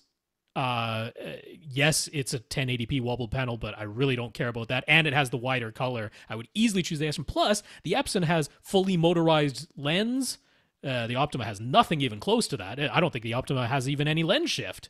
So easy choice for me out of those two, Epson 4000. So what about an amp? Because I don't know what's available in Canada. So you can get the audio source, the Amp 100 from Amazon.ca. You know, I'm clicking on this link. That thing looks a lot like my amp. Like exactly. The like Dayton my and the amp. audio source were really similar. They're not identical, but they are really similar. The audio source was the one that I always recommended. Then the Dayton was a little bit cheaper, but then now that Dayton is gone. The one that you have, the Class AB one, is gone. It looks exactly the same. I am not lying. There is a balance button on the left. Yeah. There is a volume on the right. There is AB speaker buttons, and there's a power button. It looks exactly. Let me look at the back. It's exactly the same. Shut up. This is the same amp. This is the same amp. It's the same. In any case, audio source Amp 100 from Amazon.ca will totally get the job done. All right. It's about $150 Canadian, right? That's right. He's planning a seating distance of 13 feet for the primary row, and he would like to have a second row of seats behind that. Does the 120-inch screen size make sense for that? And would we recommend he go with a 16:9 or a 2.35:1 aspect ratio screen? His main usage will be movies. 16:9. I'm saying it first. We're gonna debate that again, possibly. 16:9. Don't listen to Rob. He's a crazy person. I mean, I want 16:9 too. I want huge 16:9. I don't understand how that's different than 16:9. Just get a big 16:9. I just want HD TV to be smaller than CinemaScope. That's ridiculous to have difference. something smaller just because you want HD TV to be different. You're making Daisy upset. It's insane. Well, what should he get? 16:9. We're both going to say 16:9. Get a 16:9 screen. 16:9. Yeah. Okay. So the 120-inch size, I think, makes a lot of sense for this room size. The thing I would change is your seating distance, because if you are 13 feet, this is 20 foot long. Yeah. So it only leaves you 7 feet behind there. That's not enough room for a second row of seats. If it ends up where you have this furnace room door on the back wall, you need a 3-foot walkway. Yeah. So then that means the back of your second row is only 4 feet behind the back of your front row. That's not enough. I would move your front row, your primary row, 1.5 feet, 2 feet closer, 11.5 feet. Yeah.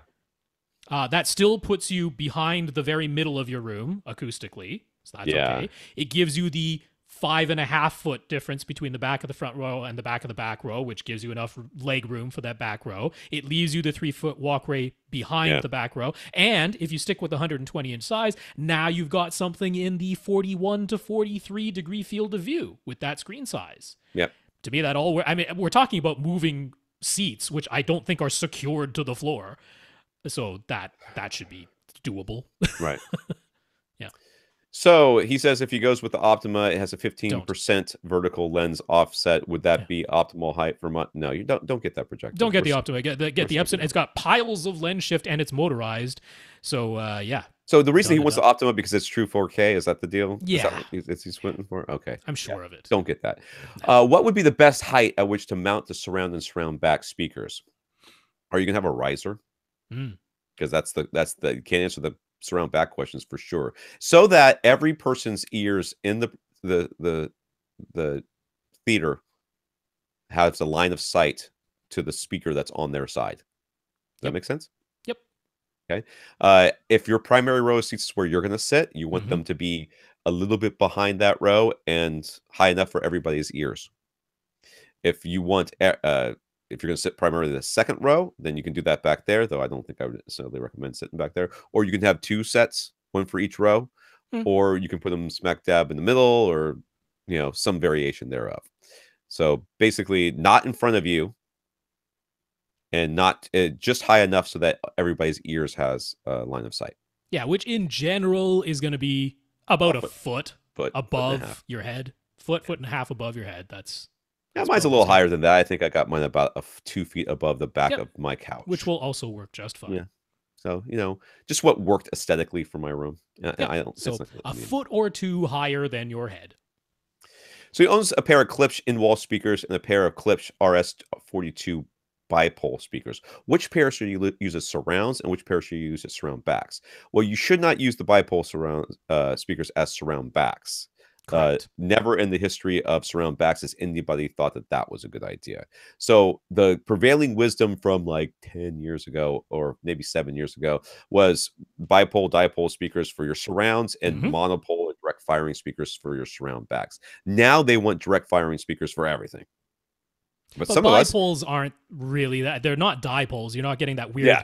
null and diffusion thing. They're just like So really wide dispersion. So they're fine. yeah, they're fine. And that's what I have in my side surrounds because that's the speakers I got. And I'm in the same boat that you are. So you want your bipole speakers as your surrounds and your direct firing as your surround backs. Correct. So he has a 6.5-inch in-ceiling speakers for his top front and top rear positions. If he mounts the top front left and top rear left inside of the bulkhead that runs the length of the left side of the room, they're very, very close to the cold air return duct.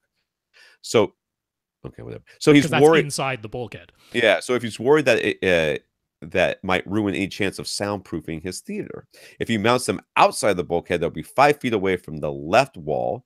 The bulkhead is apparently very wide. So if he makes them symmetrical, the left and right overhead speakers will only be 3 feet apart. What should he do? That's too close together overhead. Yeah, that's way too close together. You're gonna have to go into the bulkhead. So is that or go on ceiling? Yeah, why don't you go on ceiling? You could do that. Yeah. For those. You're going to be awfully close to them. They're only 7 feet. Your ceiling's over 7 feet. Get like the itty bitty birds, the baby birds. What are they called? The little birds. Get the Focal little birds because they're smaller, or an HG Super Zero, something small. Yes, and use those as your overhead speakers. Because I agree, going into that bulkhead, cutting holes in there that is right next to an air return. Yeah, I don't even know if you'd have room to put the backer boxes on there. That's what I was going to say. The only thing you do is put the backer box and like stuff it. Make sure it's really well, But there might physically just not be the room to do it. And if that's the case, you got to go on ceiling, in my opinion. Yeah. So the plan is put up a single layer of 5/8-inch drywall on the exterior wall and 2 layers of drywall with green glue on all the interior walls. And he's going to insulate above the T-bar ceiling. Most of the rest of the basement will have a T-bar ceiling too. So is the double drywall and green glue even worth it? Or could he save some money and just use basic construction and get the same results as far as soundproofing goes? Yeah, see, this is an interesting one. If you talk to soundproofingcompany.com, they are not fans of the drop ceilings. Right. Which is somewhere where I respectfully disagree, because I in general, they're correct. I mean, if you do a traditional drop tile ceiling, that's not soundproof at all. You do need to do the specialized drop tile ceiling with the full acoustic tiles that are heavier and foam and kind of thick, possibly even line above them with vinyl so that you have a continuous surface, and then insulate above that. And if you do all that, it's pretty good. It's pretty good for your soundproofing. It's really not bad. So I respectfully disagree with their drop tile ceilings are always bad. It's like, no, you just have to do the specialized, considerably more costly version of it, admittedly. It is a consideration. Again, contact the soundproofing company and figure out, you're gonna need to figure out what the cost difference is there too. Yeah. If you're gonna do the more expensive drop ceiling, how much is that going to cost versus getting a cheaper drop ceiling and doing the green glue stuff on top? Well, because I mean the thing is, if this drop tile ceiling is sort of like, you're going to have the joist bays, right? So that if the air can get up there and then escape out into the rest of the basement, that's why he's like, is there any point in soundproofing this wall if the sound's just going to escape up into the ceiling, go through the joist bays and into the rest of the basement, which is a completely valid question. Yeah, that's pretty much what's going to happen too. I mean, yeah. So I mean, what it means is that the drop tile ceiling in your theater really needs to be a soundproof specialized drop tile ceiling, which is going to cost you considerably more than just your standard drop tile ceiling. If you're going to put the money anywhere, that's actually where you need to put it. More than anything is making sure you get the specialized, sound tiles. And I would probably in this case suggest having that vinyl layer on top of it too. Something to think about. Byron has a Denon AVR X4300H, and it has pre-outs for Zone 2, Zone 3, as well as HEOS built in. I got to be honest with you, I didn't think we were going to get this far in the questions. And you didn't think we would get to 6?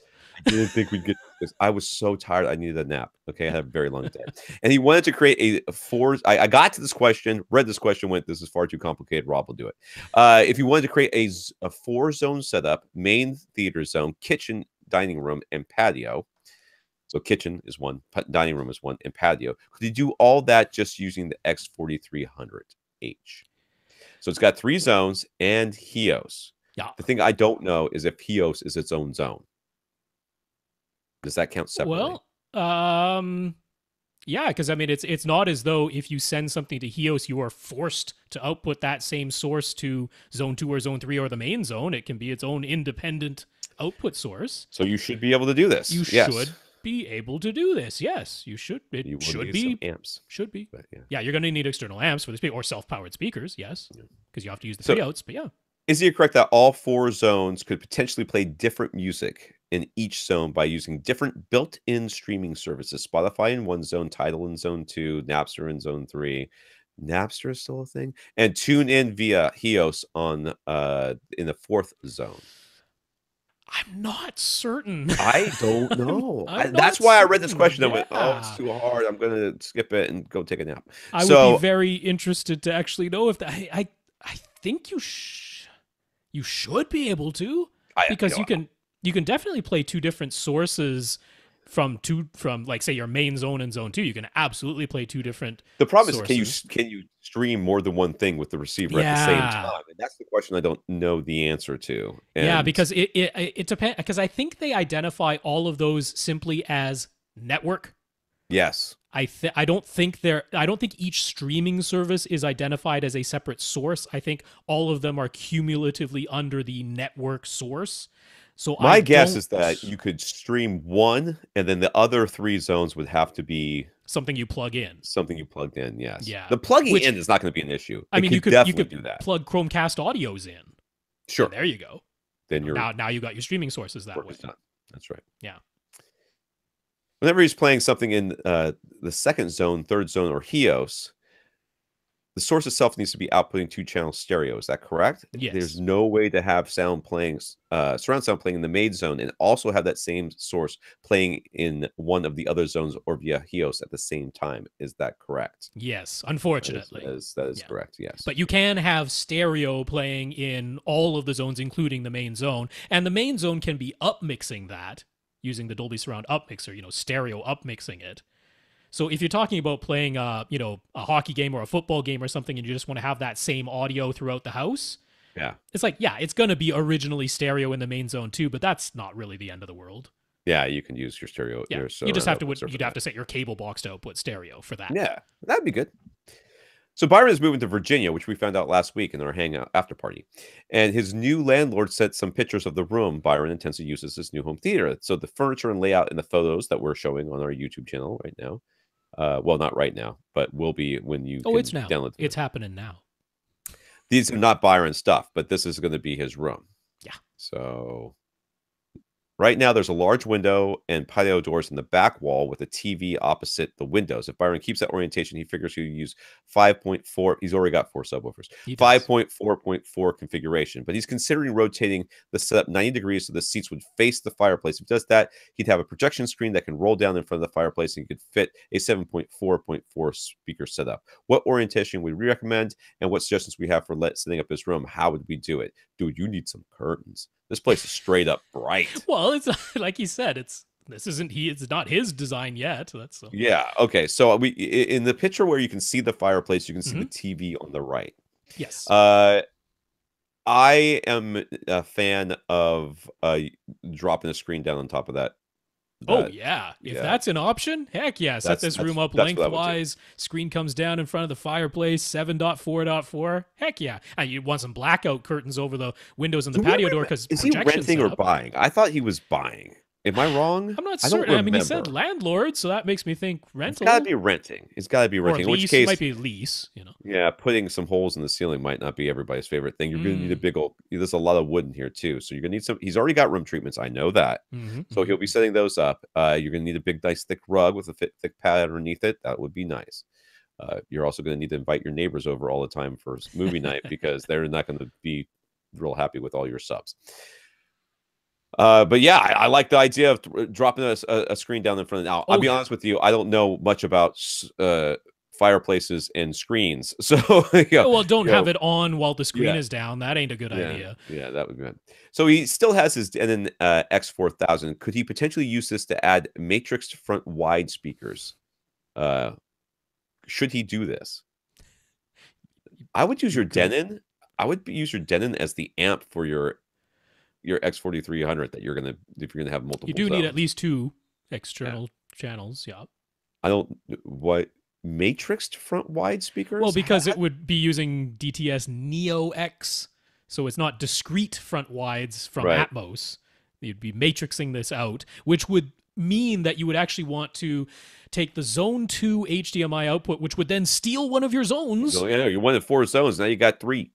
You'd want to take the Zone 2 HDMI output from your X4300H, feed that HDMI signal to your X4000 because you want the front left, right, and the surround left, right speakers to all be coming from the X4000 because some of those sounds are being steered into the front wides and you don't want duplicate sounds that were happening in the X4300 to then be not taken out of what it should be playing out of the front wide positions. Right.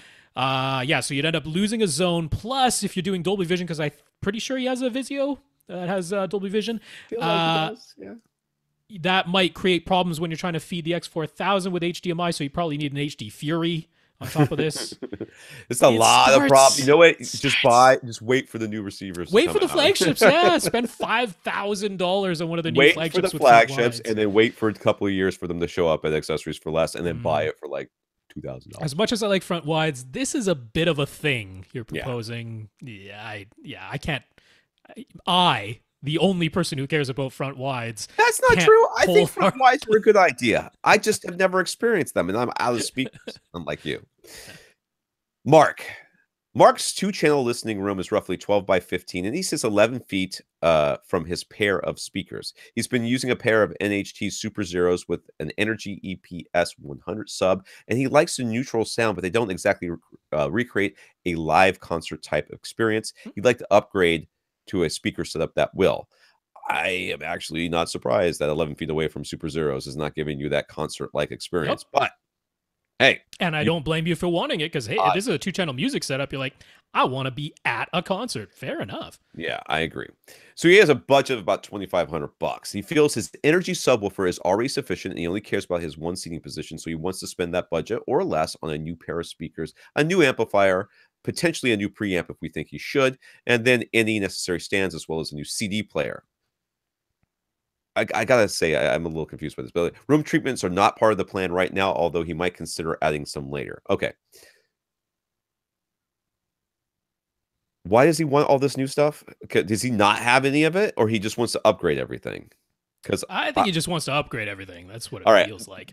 That's what it feels like from this question as well. I'm going to say, sir, just spend it on speakers. I don't see I don't see any reason for you to upgrade your amp.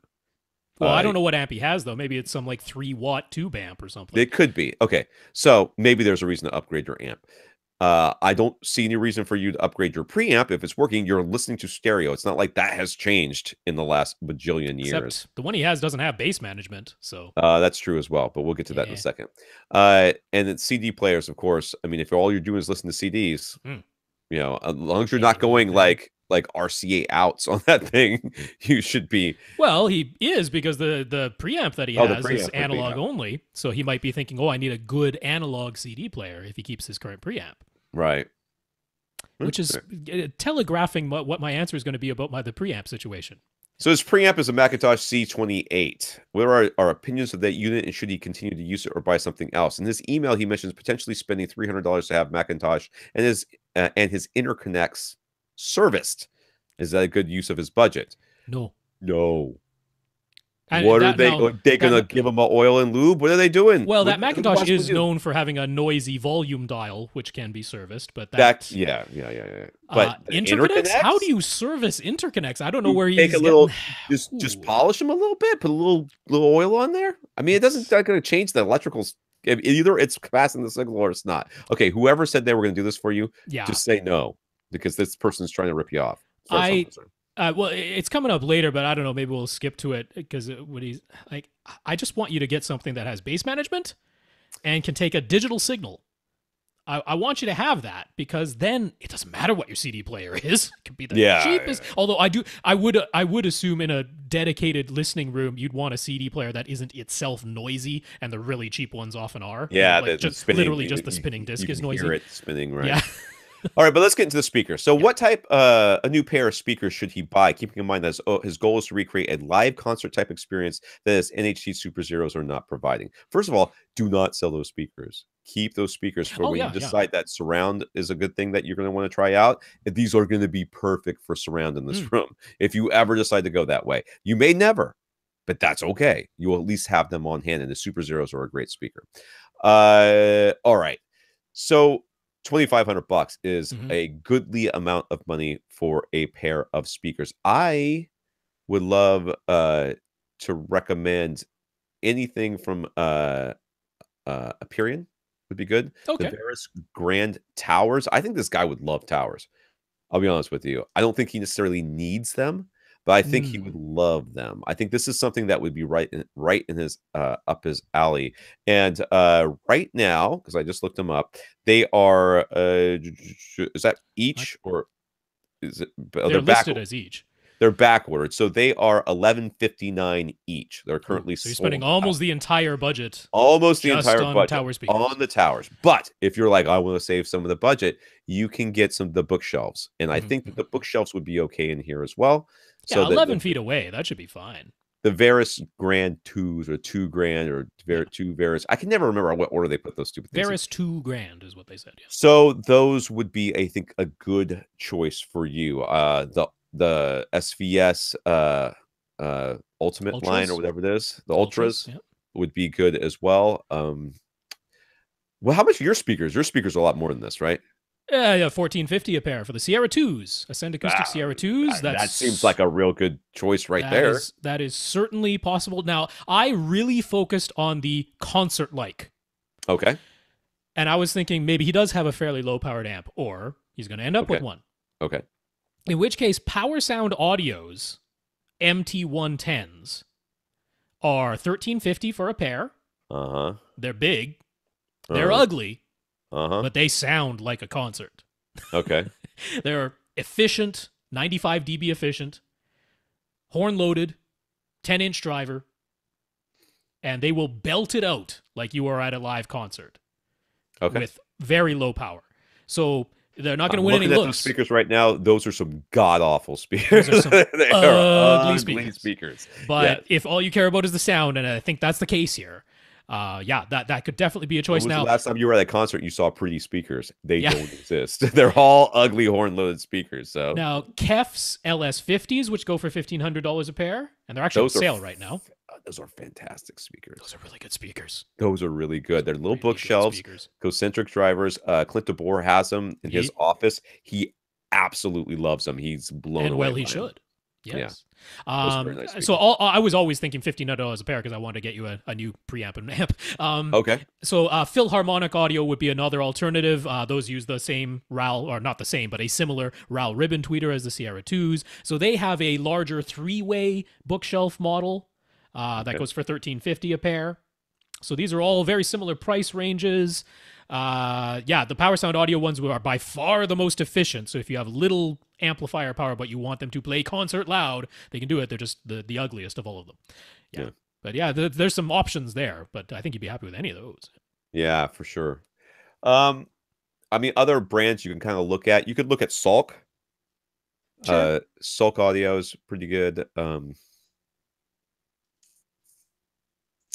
We already mentioned Kef. We already mentioned. I got like a hair on my face. Nothing else popping into my head right now. If something else comes up, I'll think about it. So, what speaker stand should he go with if the speakers are bookshelves? And we always recommend the same stands, and it's the one I'm literally using right now to hold this computer up while I am doing this podcast, and it's a Sanus stand. Now, I like either the natural, which is their MDF stands, or their steel series, which are the steel stands. I'm using the steel stands. I like the steel stands. They're plenty heavy. I just took the feet off the bottom. I mean, there's no reason to have them. They sit nice on the. And if you want them to be heavier, you can fill them with whatever sand Kitty or litter. whatever. Kitty litter is the best. And lastly, no, lastly, yes, which amplifier would he like? Now, Yeah. you're not going to like what we're about to say. And Possibly not. I want you to know that we're saying this is coming from a place of love, but separates for some time were theoretically superior to receivers in certain ways. That has gone the way of the dodo bird. That no longer exist. Separates are nice. They are sometimes necessary. They are. I can very rarely think of a situation where they are necessary when you're sitting 11 feet away from a speaker. Especially when it's just two. Just two of them. So I don't see the need for you to have separates. So we're going to suggest an amplifier that is a receiver, and then you do not have to buy an amplifier, okay? Yeah. Because you could use that. There is literally no speaker that we have recommended, nor very many speakers that we could even think of that 11 feet away from, just driving two of them, any receiver on the market would have a problem powering it. Yes, and the one we're going to suggest is a genuine into two channels simultaneously, 105 watts, and you do have a subwoofer taking off the lowest bass from any of these speakers, which makes it even easier. Yeah. So this is a lot of power. You're going to have full bass management. You're going to have digital inputs.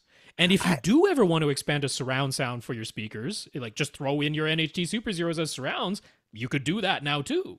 Yeah. So, I mean, the other thing that I want to go back to what your current setup was. You currently have a stereo preamp, some sort of amplifier that we're not sure what it is, NHT Super Zeros, and a subwoofer.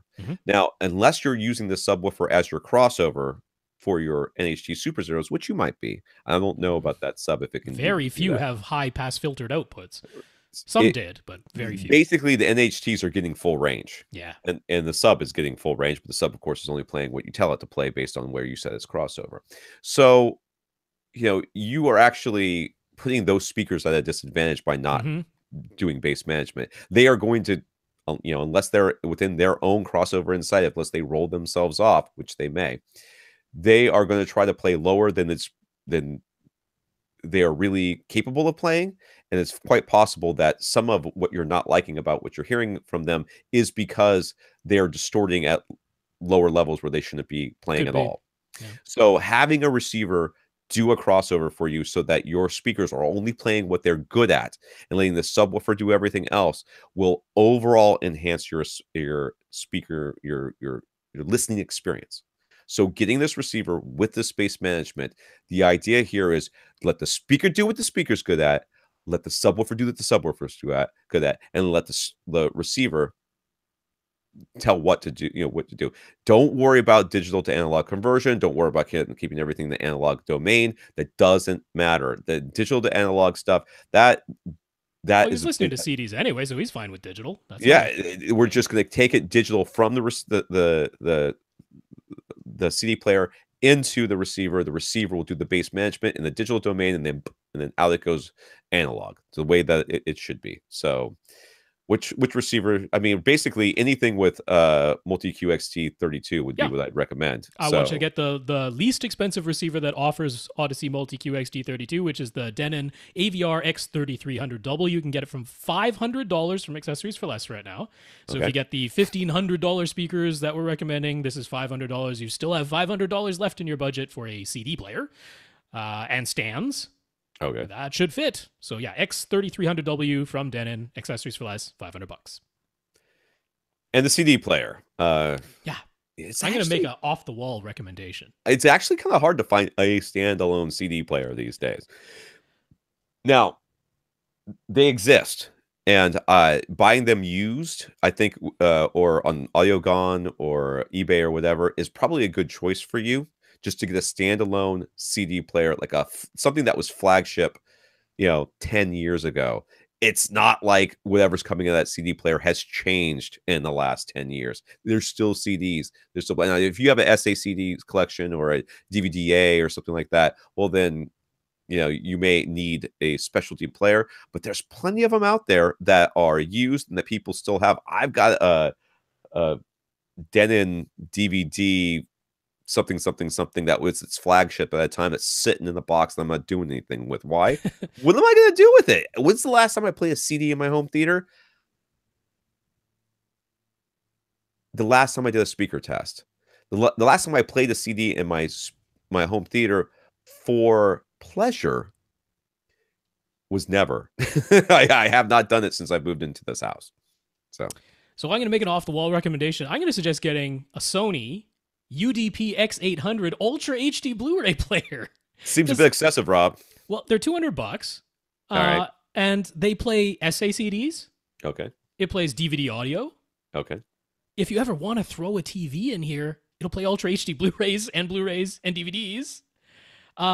You can use the HDMI output to connect to the Denon, because now you're going to have an HDMI connection. Like, it's a great player. It's nice build quality. The disk drive is pretty quiet. It loads discs really fast. I'm like, it's a great player. It's a great disc player. Yeah. You could do that, I suppose. You could do that.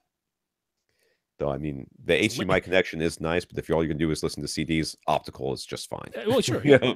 So, but if you're going to do SACDs, why not? HDMI. Michael, this is maybe our last, maybe not. Jeez, Michael, we're not even halfway, man. We are way more than halfway. Look at how but far not down number this of list. questions. I don't care about that. Those questions were the long ones. Michael and his wife bought a whole bunch of new home theater stuff over Christmas. They now have a Vizio M70 E3 television, Xbox One X, Apple TV 4K, and they're still using their older PS4 and Comcast cable box. His new receiver is a Denon AVR S920W from Accessories for Less. Michael just wants to make sure he's getting the most out of his new TV and his new 4K sources. So can we offer him any settings and setup tips to make sure he isn't missing out on any performance? Okay, let me scroll back up. Okay, the TV. Mm-hmm. Put it on whatever the warm setting is, or theater mode or something like that. They actually have ones labeled calibrated dark and calibrated bright. Calibrated dark. Calibrated dark would be the most accurate possible. But if your room is a little bit brighter, there's nothing wrong with calibrated bright. That's okay to use. They just basically changed the gamma setting on that. Is really all they did. So I don't know much about the Xbox One S One X as far as setting it up, but you will have to go into the audio settings, and there's 2 places for it, and set it to. Well, after it does, it's a bajillion updates. Set it to Bitstream out and Dolby Atmos. There is an Atmos app that you can download, and I think it will require It'll actually prompt you to download. Yeah. It requires you to do that. So, and then you can test that out. And then you think you go back. There's another place in there for the disc and Blu-ray settings, where you'll also have to select. You have to tell it, let my AV receiver decode audio. Yeah. Which actually it prompts you to do too. So yeah, Xbox One X that's okay. 4K, I don't know, Apple 4K. The Comcast cable box, you should go into the video settings, the audio settings, Bitstream, of course, if it can. Audio settings, video settings. I'd be honest with you. If there's a native, just like give it to me the way you got it. I would do that, but a lot of times you can't. So what I try. I usually kind of played with it. I usually tried whatever the highest was, which usually 1080p. And then I would a lot of times settle on the 1080i and let my display do the deinterlacing. It depended on your display, and it depends on what signal you're getting from Comcast. So you might have to play with that one a little bit. I don't know the other ones. So over at ratings, which is how they say it, it's like R-tings, but over there. They have their settings for the Vizio M series that you have. So you can just basically copy those because they're fine. And you don't have to do much. It's almost completely accurate right out of the box. Right. Xbox One X, honestly, that'll auto-detect your video settings just fine. The S920 passes through all HDR and 4K formats, so no problems there. And then the audio, just make sure that you set it to Atmos Bitstream output. For the Apple TV 4K, that one's something different. I would recommend following CNET's recommended setup, because I don't like the whole everything is shown to you at 60 frames per second in HDR, even when the original signal was nothing close to that. Right. I'm not a super huge fan of that. So that one's a little bit tricky, because you actually have to, at the very top of the settings menu, there is a thing that says activate HDR, or in your case, it'll say activate Dolby Vision, because your TV supports Dolby Vision. You have to not activate Dolby Vision, which seems super unintuitive, but you have to not activate Dolby Vision. And then there is the match source options. Okay. Match the source for dynamic range, match the source for frame rate, and now everything will display the way the original source was coming in. Those are very unintuitive but correct settings for there. PS4, that one is a little tricky because you actually want to set it to linear PCM audio output. We talked about this last week because the PS4 can't send out lossless bitstream audio. And I don't think you'll be playing any discs on it because you use your Xbox One X to play your discs.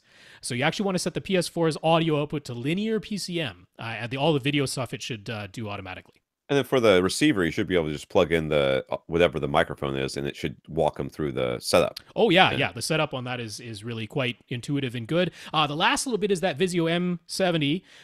Only HDMI input, I believe it's HDMI input number 1, is the only one that actually does have the full 18 gigabits of bandwidth for 4K, HDR, all that stuff. And you do need to activate the HDR color mode for that input. So you have to go into the input settings for the Vizio and click on the checkbox for HDR color because that's what turns on the full 18 gigabits of bandwidth.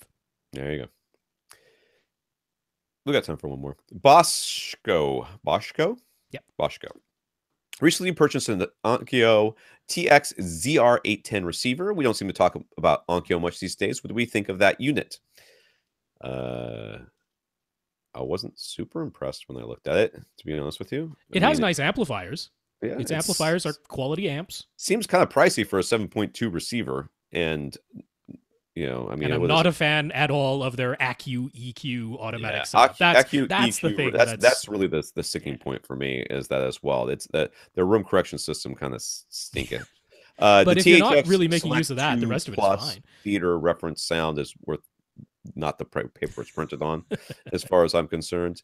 And there's not a ton of. It's got Chromecast built in. I guess that's nice. But they put a nice power supply and good quality amplifiers in there. Yeah. So that part I'm on board with. Flare Connect multi-room wireless technology. Fire Connect, yeah. It's not Fire. It says Flare. Flare. Oh, really? Flare. That was Fire Connect. That's their wireless whole house audio thingy. Well, somebody misspelled it on this page. All right. I don't know. So yeah, the reason we don't talk about Onkyo that much is because for the same price, you can get more features and better features from other manufacturers. But that wasn't always the case. That could change. Onkyo was the go-to brand for a long time. And the early days of this podcast, Onkyo was like, hey, if you want all the features, you got to buy Onkyo. There's just there's no other way about it. They were early adopters of Odyssey, but they have since been cutting corners and they no longer have the processing power and they won't pay for they're paying THX for certification, which I think is a big mistake, but they're doing what they do.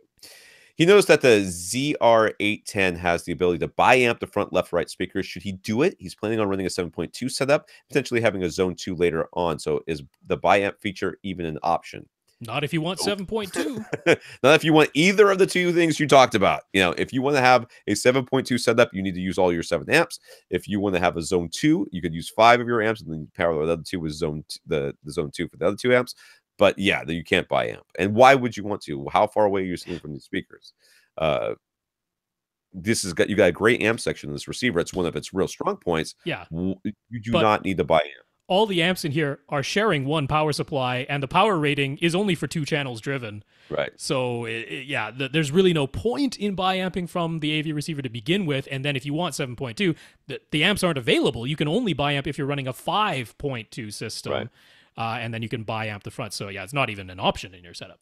So he's thinking about having a 20 amp electrical circuit run to his equipment. If he does, he'd still want a power conditioner. So which 20 amp power conditioner would we recommend? He does not have a rack, so he doesn't want a unit that comes with rack ears and all of that. By the way, most units that come with rack ears, those rack ears can be removed. But I have no clue. So Rob, answer. So, funnily enough, when we talk about the 20 amp electrical circuit, we're not usually actually talking about plugging in 20 amp plugs into it. Right. We mention that because very often when you have your standard 15 amp outlet, you don't actually get the full 120 volts, the full 15 amps. You very often get less than that out of that actual outlet. Whereas if you install a 20 amp circuit, you actually get the full 15 amps that you wanted originally. There is nothing wrong with plugging a 15 amp power conditioner into a 20 amp circuit. That's not going to So the harm plug anything. looks the same. You're not going to be looking at a plug on the wall that looks like something you plug your dryer into. Well, the 20 amp circuit actually has the horizontal. One of the tangs for the plug is horizontal, but the outlets on the on any 20 amp outlet have both the vertical and the horizontal option. So you can plug any normal 15 amp device into a 20 amp outlet. The current is drawn, not pushed. Yeah. So that, yeah. You're not asking for 20. You're not going to get 20. Yeah. So I would point you to my favorite power conditioner, which is a battery backup unit, which would be the J35 from APC. Because then you have battery backup, you have full voltage regulation, all the power conditioning, power filtering, all that good stuff. So I really like the J35. And if you're just like, I'm going to put a 20 amp circuit and I want a full 20 amp power conditioner, APC does have their G-type power conditioners, which are 20 amp. They don't have any that are battery backup. So it's only power filtering, voltage regulation, all the regular power conditioning stuff, but they do have their G-type units that are full 20 amp power conditioners. So that's the option if you want it. No battery backup on those. He wants to hear Dolby True HD and DTS HD master audio from his movies, but he usually puts all of his movies on a USB stick or a USB hard drive. It's pirating. Previously, he was plugging in those USB storage units into his TV, and the movies played fine. But of course, his TV doesn't play True HD or DTS HD. Now that he has his Onkyo receiver, it has a USB input. So can he plug his thumb drive or hard drive and get True HD or DTS master audio? And I don't think you can, dude. Not from plugging it directly into a receiver. You would need to plug that into a computer of some sort, and the computer would have to send it out.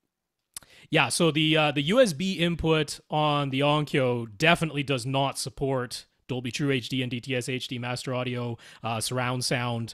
You can go through the Onkyo's manual and it will show you what formats are supported via the USB input, and those are not amongst them. I wonder if the movies you have on your USB storage or your hard drive actually have retained their True HD and DTS HD master audio. If they are ripped, there's no guarantee. And if you didn't rip them yourself, there's really no guarantee that they do, because those are very large files. If these were downloaded, it's a high likelihood they don't. However, if these were backups that you made using MakeMKV, then you absolutely might have retained it. However, you said you plugged these straight into your TV and they played just fine, which makes me think that wasn't the case. No, that's probably the stereo, dude. Makes me think these were MP4 with probably AAC audio. So you got to make sure the sources that you actually have on your storage include the True HD or DTS HD master audio to begin with, because if the source doesn't have it, you certainly can't play it back. But let's assume that they do. Let's assume they're backups that do include that audio. I would recommend an NVIDIA Shield. $200, right? $300 now? $200. Actually, it's $180 for if you don't get the game controller with it, which you don't really need if you're just using it for playback. So the really nice thing about the NVIDIA Shield TV, it's zippy. It's fast. It's quite intuitive to set up. You can run Plex. You can run Kodi. If you do run Plex, it can be the Plex server and the Plex player, so you don't need separate devices to do that. It can transcode to like 8 displays simultaneously, so it's actually a really good Plex server. And it handles the full lossless bitstream output. You can even output Atmos and DTSX. Nice. It can handle all of that. So that's a really good player. But yeah, you can't just plug it straight into the USB of your receiver. Last, we're going to deal with Earl. Okay. Earl says, since HDR10 Plus is royalty-free, is there a better chance of seeing older TV models updated via firmware to support it? A lot of times these firmware updates are the problem there is not is it free, is it not free, that sort of stuff. A lot of times it's what kind of hardware does the TV have?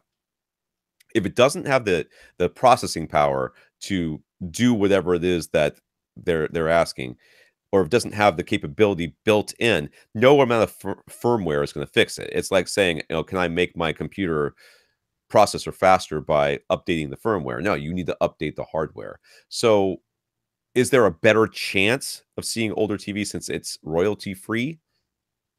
I guess. but that's no guarantee that it's going to happen. A lot of these TVs, I don't think you're going to see many people go back and do many updates. Once they start putting out new models that have these features, going to be like, well, just buy the new one. That's going to be it. Yeah, it actually seems very unlikely. HDR10 Plus is actually more processor intensive than even Dolby Vision, because it was kind of a workaround. Right. So it's not even as efficient as Dolby Vision is. Yeah, it's pretty unlikely that older, less capable processor-wise TVs are going to get that as a firmware update. It's pretty darn unlikely. Yeah. All right. So who do we got left, Rob?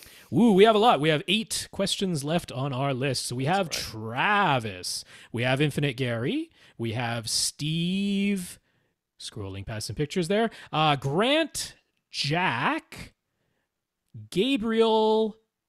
Oh, I wish we had answered Gabriel's. I like Gabriel's question because I actually figured out what his speakers are. That's a tease for you, Gabriel. Jonathan and Manuel.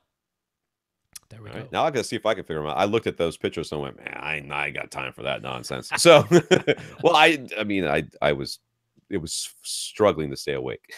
All right, so that'll be next week. This is AV Rant, the podcast that answers your home theater and AV questions. To get your questions answered, all you have to do is ask. You ask by emailing us at question@avrant.com. We want to thank our listeners of the week. Our listeners of the week have supported our podcast in some way. So we want to thank Jack, who went to www.avrant.com and clicked on the Buy Us a Cup of Coffee link. Left us a PayPal donation. So thank you, Jack. Yeah, Jack, thanks so much for that donation. I also want to thank our 51 patrons over at Patreon who are signed up to give us a monthly donation, including Byron. So thank you, Byron, and our other 50 patrons. Yeah, Byron, thanks for being a patron. Our other 50 patrons, that's patreon.com/AVRant podcast. Very awesome to see that number keep ticking up.